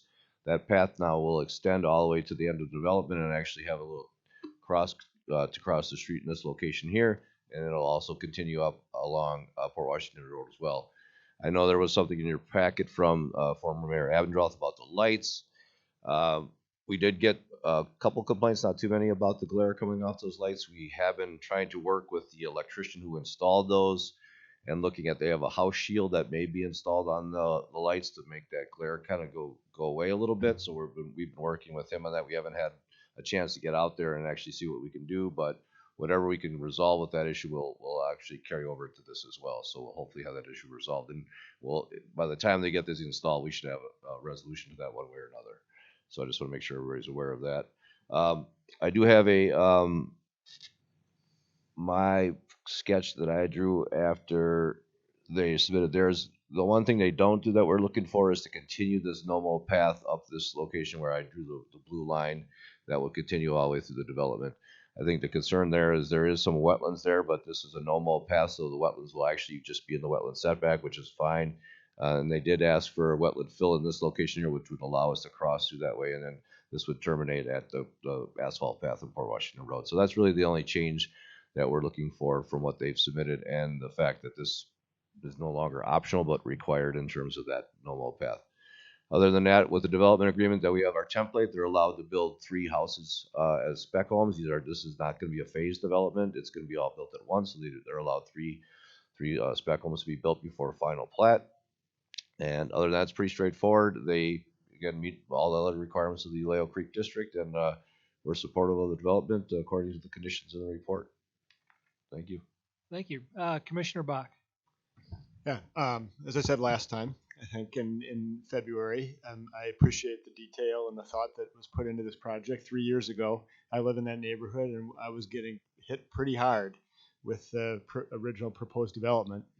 And previous Mayor Worth was told that there will never be residential development on this tricky corner. And to see this, I'm really appreciative of the work that you put in, and I'm supportive of all the with staff recommendations. This project. One thing I would keep in mind as you go forward on this in that area, and Commissioner Becky Schaefer will probably agree, but that it's tricky traffic now between the river on Highland and that new on and off ramp.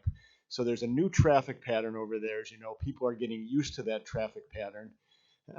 There's a lot of cyclists there in the summer, that use that route.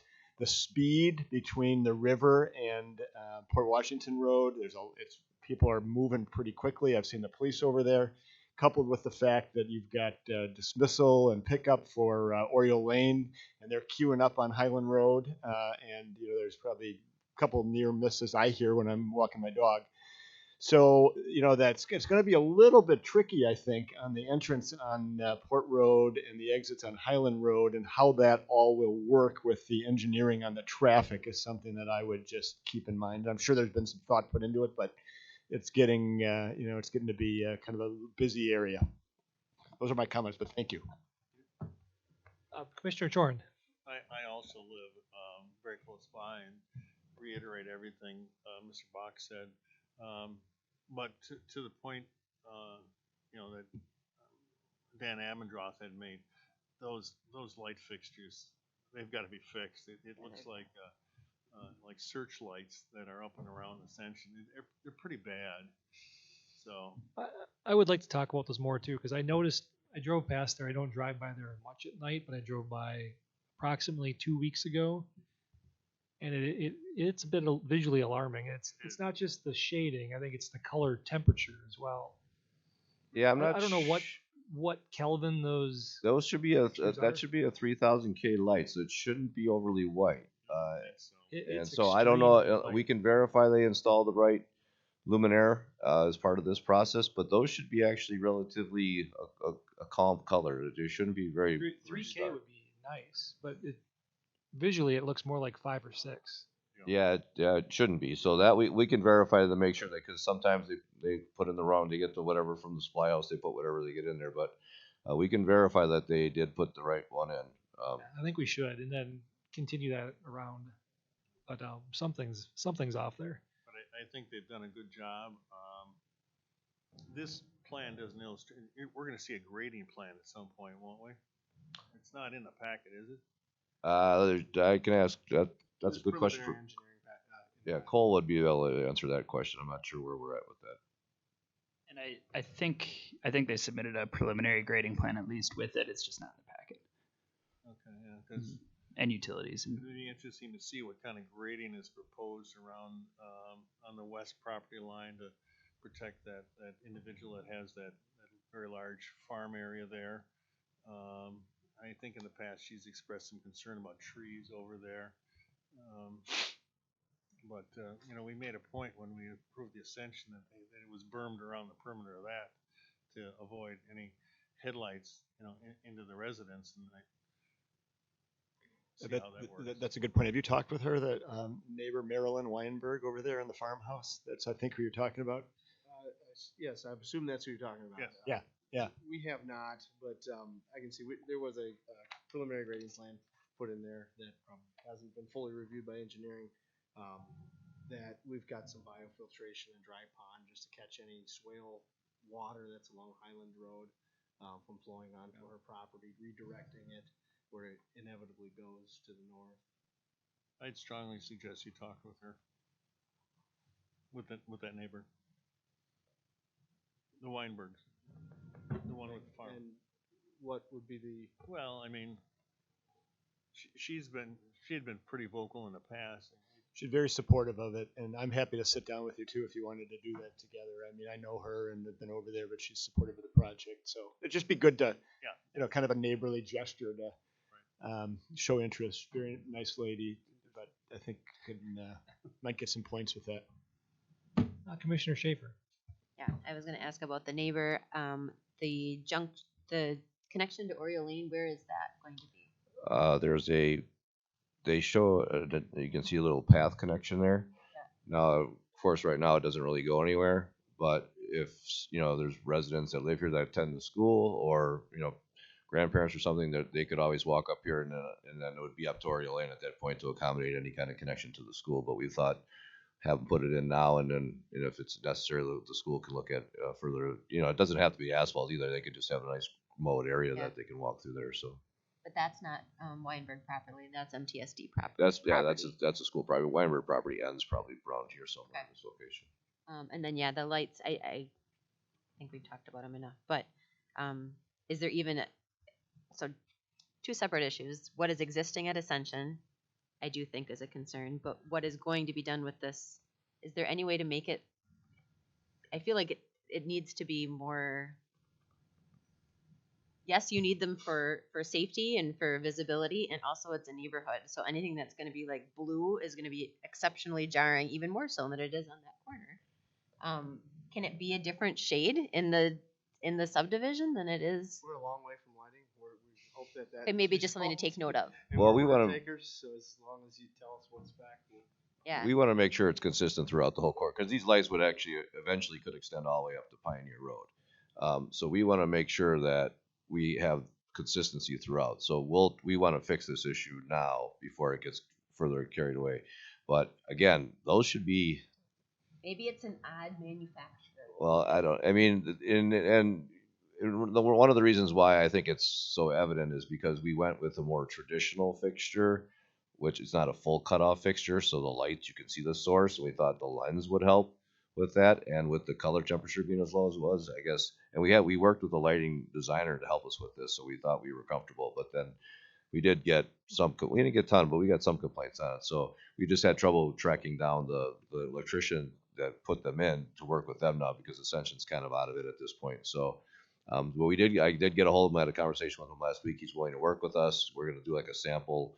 One of the lights is try to see what we can change there to make it look better. And then if we get to a point where we can't redress it, then we'll come back with plan B at that point. But we're trying to, we're confident we can fix it somehow, either maybe with a thicker lens on there, or just, like I said, they have a house shield that you can put around it that basically will block the side light, so it'll shine straight down, almost like what a full cutoff fixture does. So I think we can get there. We're not there yet, but we can get there, I think, before they get to a point where they're ready to install. And we would only see this again for final plat? Yes. Commissioner Strelchek. So continuing on the lighting, I'm looking to have a condition with a motion here that either, if somebody else makes a motion, I'd add as a friendly amendment. So how do we want to articulate that? Because I would what say there currently isn't working. I don't want to see it repeated here. I don't think anybody else. I would say change condition 1 to add something to the effect that with modifications that reduce the color, temperature, and glare of those the current fixtures on Ascension, something of that nature. Because basically, condition 1 says it shall include the approved light fixture. So once we make changes to that approved light fixture, that would carry on over to this.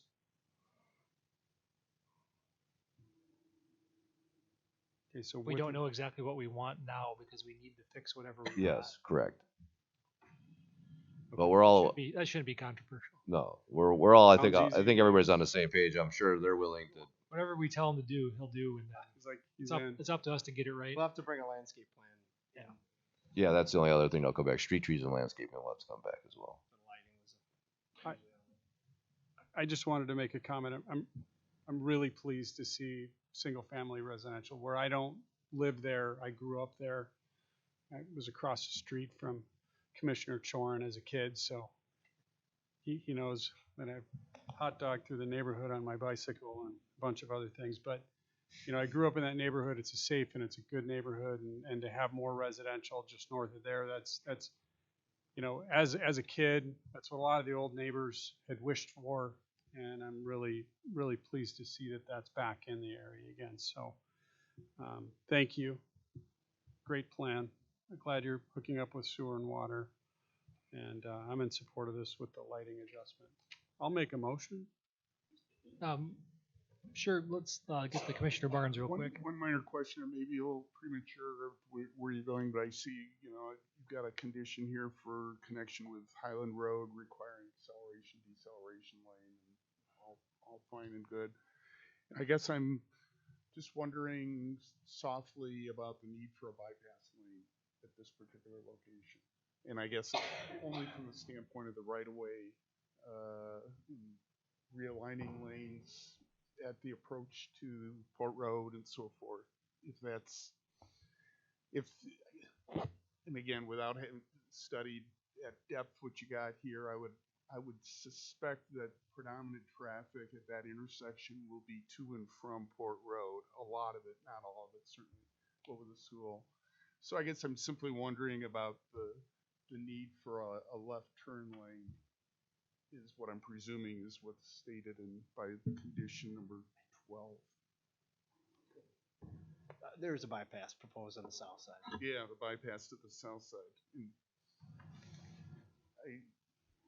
It's nice to have, but from my traffic, is it something that's necessary that people are going to cheat on and create another problem with the downstream intersection? It's a minor point, so I'd approve it if we were putting the bypass on. Just kind of question its necessity.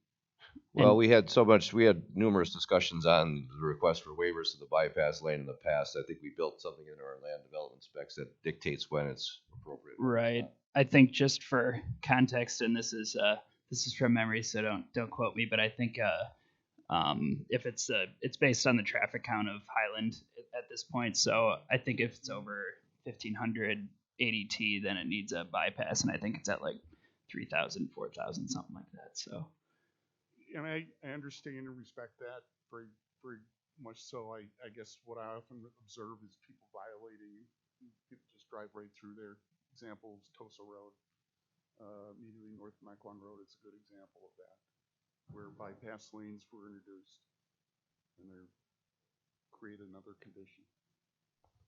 And I guess I'm questioning how important it will be to have a left turn lane bypass.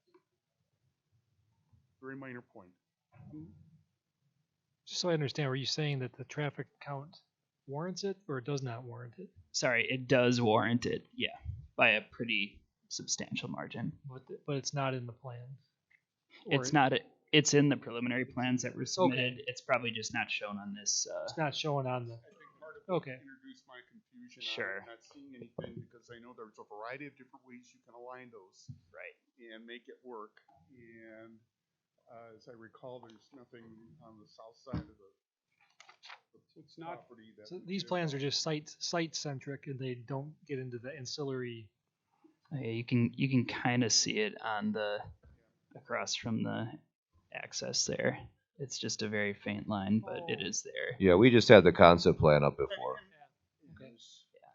So I guess I'm just bringing up is it crucial to have at this particular site for this use because of the proximity to Port Road and its left turn lane as well. But I would. It's sounding like it is. Yep. Sounds like it is. Yeah, I would say yes. Yep. It'll bump down the south side of Highland Road, and on the eastbound traffic, there will be a left turn into the neighborhood. That's typical of a bypass design. Yes. The detail may not be included in the plans, but the final review said it will. And then on the north side, as was already mentioned, the XL decel lanes are there. Right. So it sounds like we're generally all in alignment with some of the recommendations staff had that weren't in the report, except for maybe the path on the northern side. Yeah, I guess that's the question. If you make a motion, are you willing to include the continuation of the normal path on the north side and then just the just a reiteration that we need to get a final plan for the pocket park if you want to make that as part of your motion. Yes. Okay. So I'll make a motion with that, and condition 1 on the lighting, that we're gonna work on a greater cutoff and address that color temperature per staff final review and approval. Okay. The goal is to create something that we can have consistent throughout, right? So moving approval based on those conditions. Second. Motion and a second. Is the intent of that adequately captured? Yep. Okay. Any other further comments, questions? Hearing none. All those in favor, please say aye. Aye. Any opposed? The item's approved. Looking forward to the development. It's gonna really make that part of town look nice. A long time coming. And the neighbors love it already. You got 2 here. Next up, we have St. John's Evangelical Lutheran Church. The applicant is seeking a certified survey map approval to allow for a modified property lines and rezoning recommendation approval from R4 zoning to B1 and IPS for the property located at 1600 to 1717. There's too many digits in that address. West Mequon Road.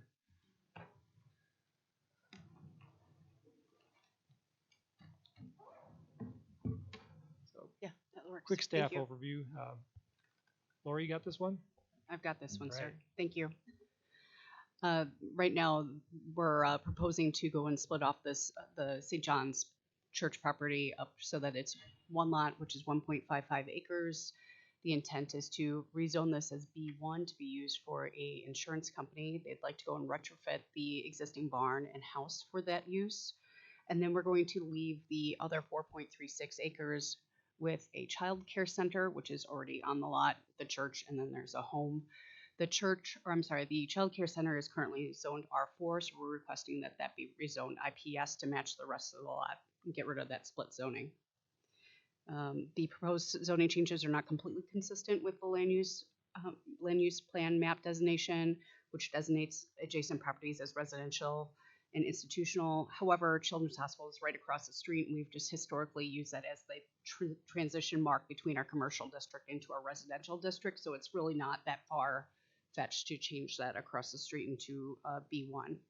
Both lots meet their proposed zoning district bulk dimensions and permitted use standards. However, staff has some concerns about the future buyer's proposal to retrofit the house and the barn for commercial use and its ability for its building plans to meet state code standards. Staff recommends that the B1 zoning change would not take effect until the CSM is recorded. Building and site plans have been approved by Planning Commission, and the future buyer, Joe Wolfel's State Farm Insurance, building plans have been approved for commercial use by the state. Okay, any further comments from the commission? I think the rezoning of the IPS is a total no-brainer. It's just, it's a bit of a mess to have the split zoning on that parcel. I'm curious on people's opinions on the B1 use for the residential, well, now residential property. It is true that Children's is right across the street. That was maybe laid out in such a manner that the stormwater pond was served a nice buffer from the residential that was to the west. There's maybe a little more limited space to work with that here. It's the insurance office isn't a concern. I think if we're going to rezone it, we have to think about what might be there in the B1 district someday. So I don't know if people have thoughts they prepared on that. I could see this particular use working. Maybe let's bring up the B1 definition from the code and just make sure everyone understands it completely. Well, B1, the definition of the code is actually a neighborhood commercial zoning district, so it's for uses that you would typically find in a neighborhood. Now, we use it a lot of times in cases like this where there's a buffer between residential and commercial, even though this is on our main commercial corridor. We would never want to see a B2 here, because then you have the allowance for fast food and other type of high intensity uses. So the B1 has more restrictive uses, but I anticipate this will be a concern at council a little bit with the creep going west along Mequon Road and where do we stop.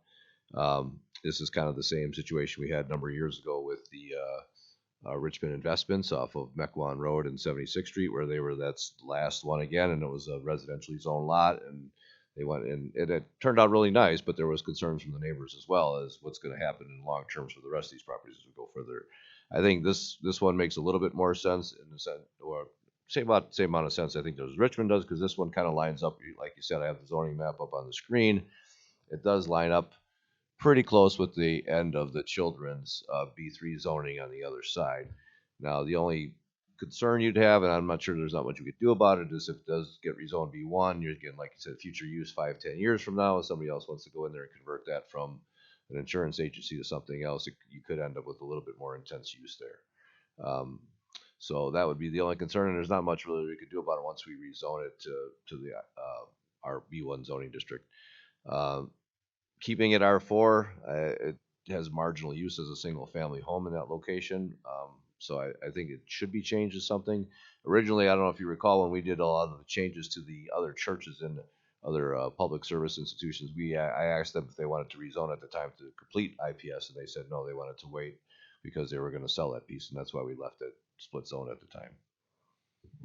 Remind me, what are the examples of B1? That we'd have to be in the future. What are some of those? Well, even across the street, if you look right here on Market Street, that's B1, where as our ladies are. It doesn't allow for fast food, but it does allow for a sit-down restaurant. Yeah. So you could end up with something like that there in long term, and that's why we're trying to protect it as best we can by not allowing the zoning to go into effect until their plans get approved. So if they don't get approved for this, I mean, again, 10 years if they sell and somebody wants to tear it down, that you can only protect it so long.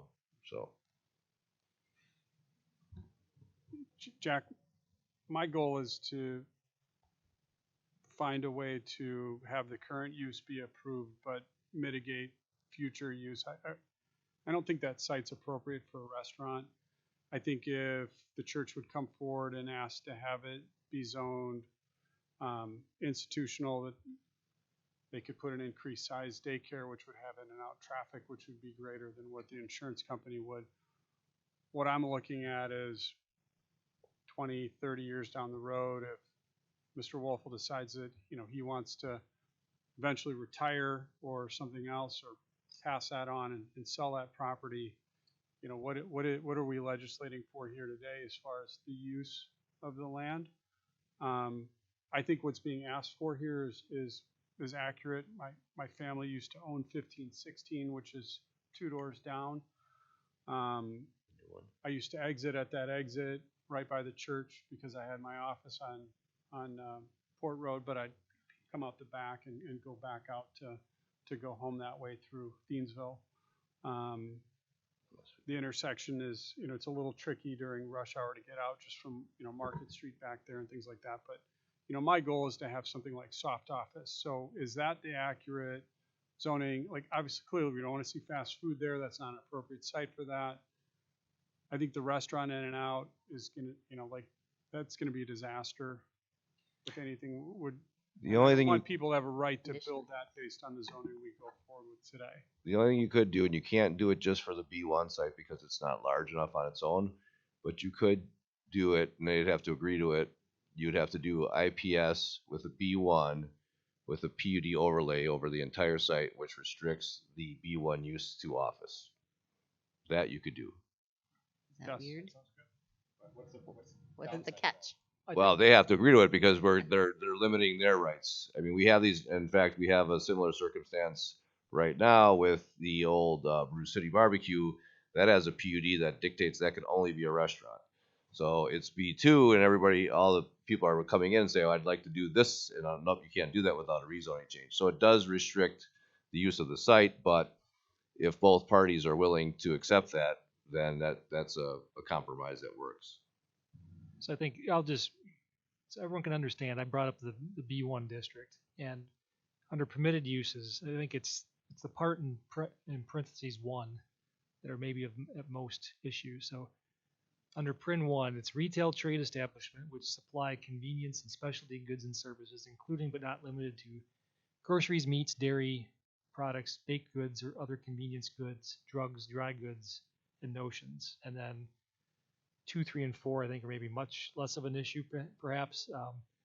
Personal and professional establishments which perform services on premises, including but not limited to repair shops, watches, radio, television, etc. Tailor shops, beauty parlors, barber shops, photographic studios, dry cleaners, laundries. 3 is general offices, and 4 is finance, insurance, and real estate services, but not limited to banks, insurance offices, savings and loan, and associations, and security brokers. So those are the permitted uses in the district. So if we're rezoning it to that with no conditions, you're likely to have, someday you're probably likely to have something in 1 or 4. The other ones are maybe a little less likely, but So B3 is what Mickelson wanted. well, B3 is just general office. Yeah, B3 is general office. It really this wouldn't, I guess you could go down that path as well, but I have to check one thing on that. I don't think the acreage is correct. Yeah, the acreage might not be enough. So that zoning district with a variance.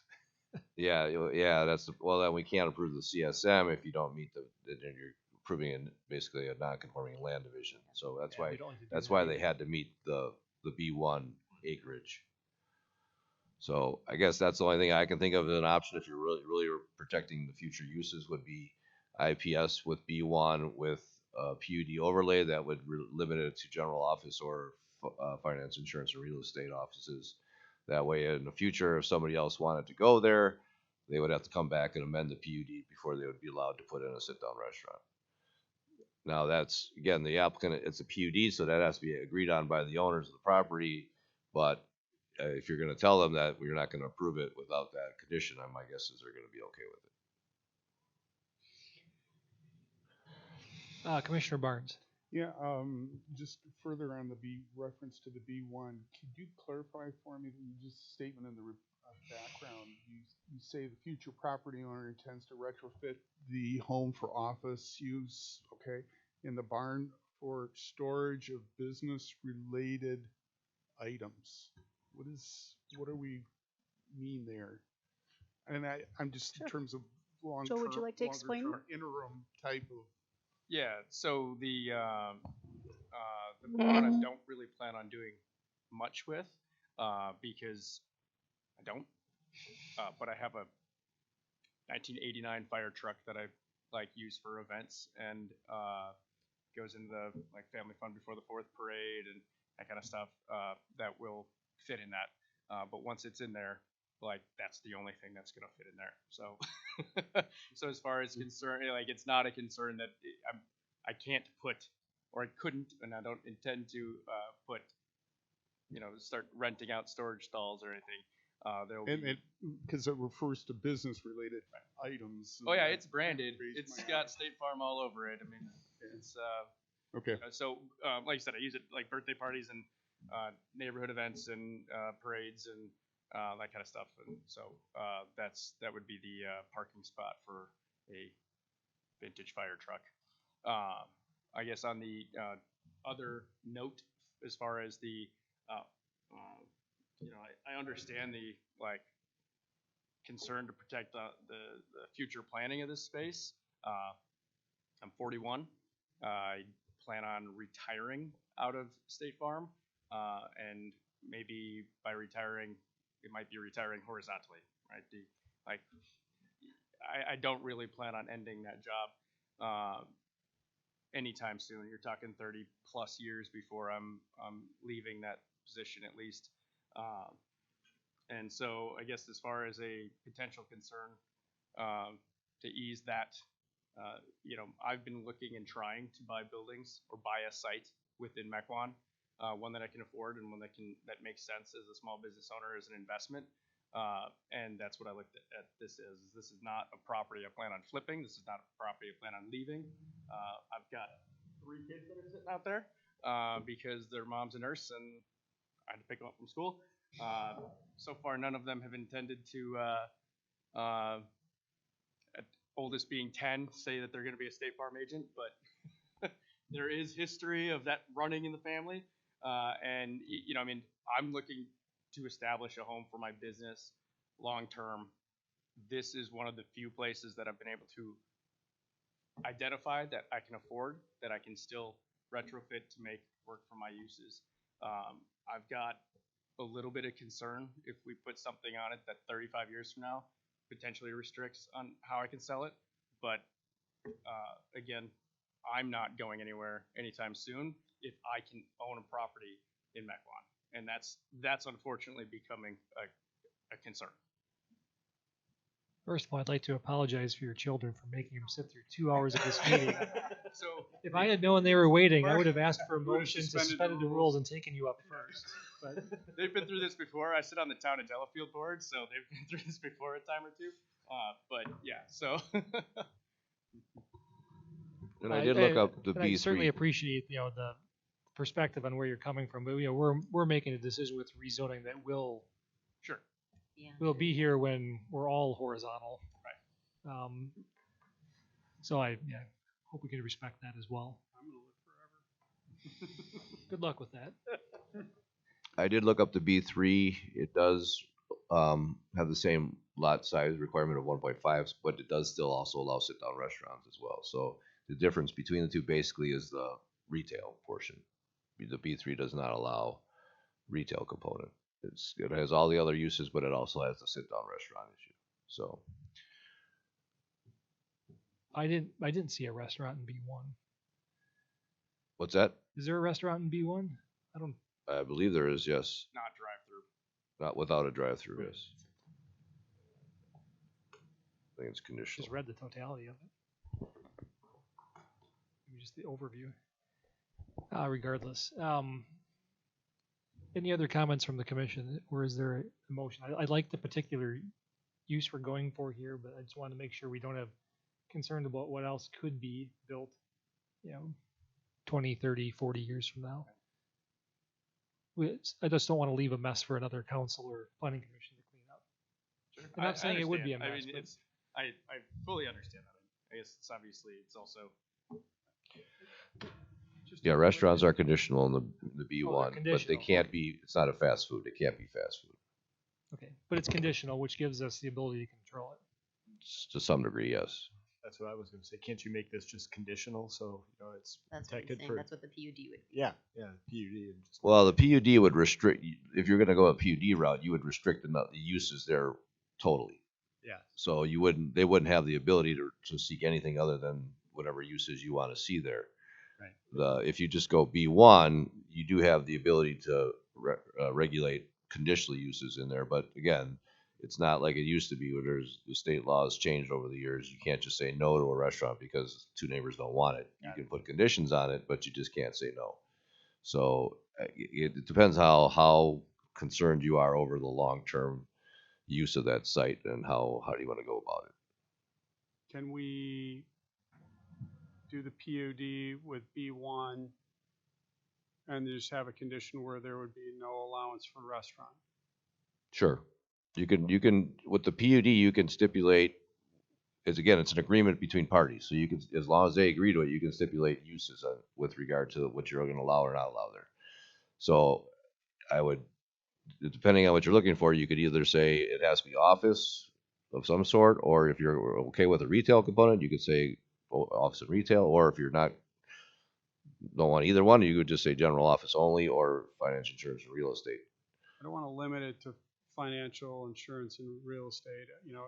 And then, I or wanna you could allow add, for some flexibility, but I don't want to see it. Like my goal is to not see a restaurant. It's right next to residential. right. It's that buffer property. If we would approve Richmond's for a restaurant, I don't know that the neighbors would be as pleased as they would be with the Richmond property as it sits right now. And I want to allow for the flexibility on the property because of its proximity to the other business, but limit I don't think it's an appropriate site for a restaurant due to the fact that it's right next to residential and also the egress, the in and out on Mequon Road. I think it would be a challenging site. Yeah, then if you're not as concerned with the retail component, then I would do the IPS with the B1 PUD overlay that basically prohibits any restaurant on the premises. Would you be comfortable with that, Mr. Wolfel? Potentially. Is instead of agreement between parties, that's. Well, Is there still a clear severance between obviously, Well, Chris would like to. the institutional use will be part of the PUD only because of the acreage necessary, but their use itself would not be regulated anything other than the IPS zoning district. But we have to include I them. guess what I mean is, is there a continued tie to like the entity of the church? The only entity owning the only tie is this PUD overlay. It's no different again what we did with the Landmark Credit Union and the RBs. Those are all part of a PUD, but they're all separate and distinct entities. Fast forward. I'm still confused on the IPS. Why is there need to be any IPS on this? Because you can't do a PUD just for the one site because it's not large enough. Our code requires at least a 2-acre minimum for a PUD. So that's why you have to include the IPS as part of the zoning, but you don't regulate the IPS other than what's allowed per the code. And this is kind of what we did a little bit with, it's a little different, but similar to the ICAP property. The ICAP property, we did a PUD over it because we did not want to see retail in that back portion. So all the front properties were allowed to do whatever they wanted to do on Port Road as long as they complied with the B2, but the property in the back was B2, but they could not do retail back there or restaurants, I believe. It had to be something else. So the only connection between the two is you're sharing a PUD boundary line, but that's really about it. Would he have flexibility to be IPS if he ever did sell it and that could just fold into the IPS? If you wanted to go IPS, you'd still have to have the rezoning at that point. You'd have to pick one or the other, but. But assuming there was a sale at whatever future point, right? There's not an agreement or just like now we're fast forwarding to a new group. Yeah, you don't need approval from them. It Right, just limits what can happen on the as far site that as you own. splitting the church and okay. I mean, just to make sure. So, yeah. I mean, theoretically, I guess I'd want to get a little bit more information before I. So we could approve it along those lines, and if you don't like it, you don't have to do it, and you can. Right. Well, it's also going to go to this is a recommendation to council, so the Correct. council may not recommend Nothing it will or they be may not. official for at least 2 more months because we have to go for a First reading next month and following, yes.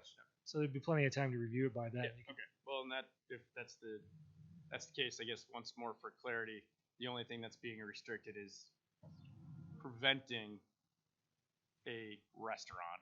Right. However, anything else that would fall into the B1 use or conditional use, subject to approval at that time, would still be. I think that's the motion doable. Commissioner Strelchek made. Yeah. Maybe it was seconded. I've lost track by now. Well, that's the official motion that I'll make, is that I move for approval with the IPS, the PUD, how do I phrase that? IPS and B1 with the PUD overlay. IPS and a B1 with a PUD overlay excluding the use of restaurants. Yes, and the zoning ordinance that'll go to council will have that laid out in the ordinance. I think it'll be more palatable for council as well. I think as it stood, I know a couple council members that would potentially push back on it. So I think this is a good option for approval both here and then possibly there. I mean, even again, if or whenever it's sold, I wouldn't. That's not an ideal restaurant site, so I'm not really. Right. My concern isn't that piece is there. I just want to make sure that nothing else is right off the table. So you have a motion. We have a motion, motion and a second. In a second, no. Any further comments or questions regarding that motion? If not, all those in favor, please say aye. Aye. Any opposed? That motion passes, and you can take some time to digest it, and there's plenty of time to catch up with it because of the glacial pace government moves at. Appreciate it. Thank you. Thank you. Next up, we have announcements. Our next meeting is next month, Monday, February 28th at 6 p.m. And beyond that, we just need one more motion. So move to that motion you're about to make. The motion to adjourn. Second. Motion and a second. All in favor, please say aye. Aye. We're adjourned.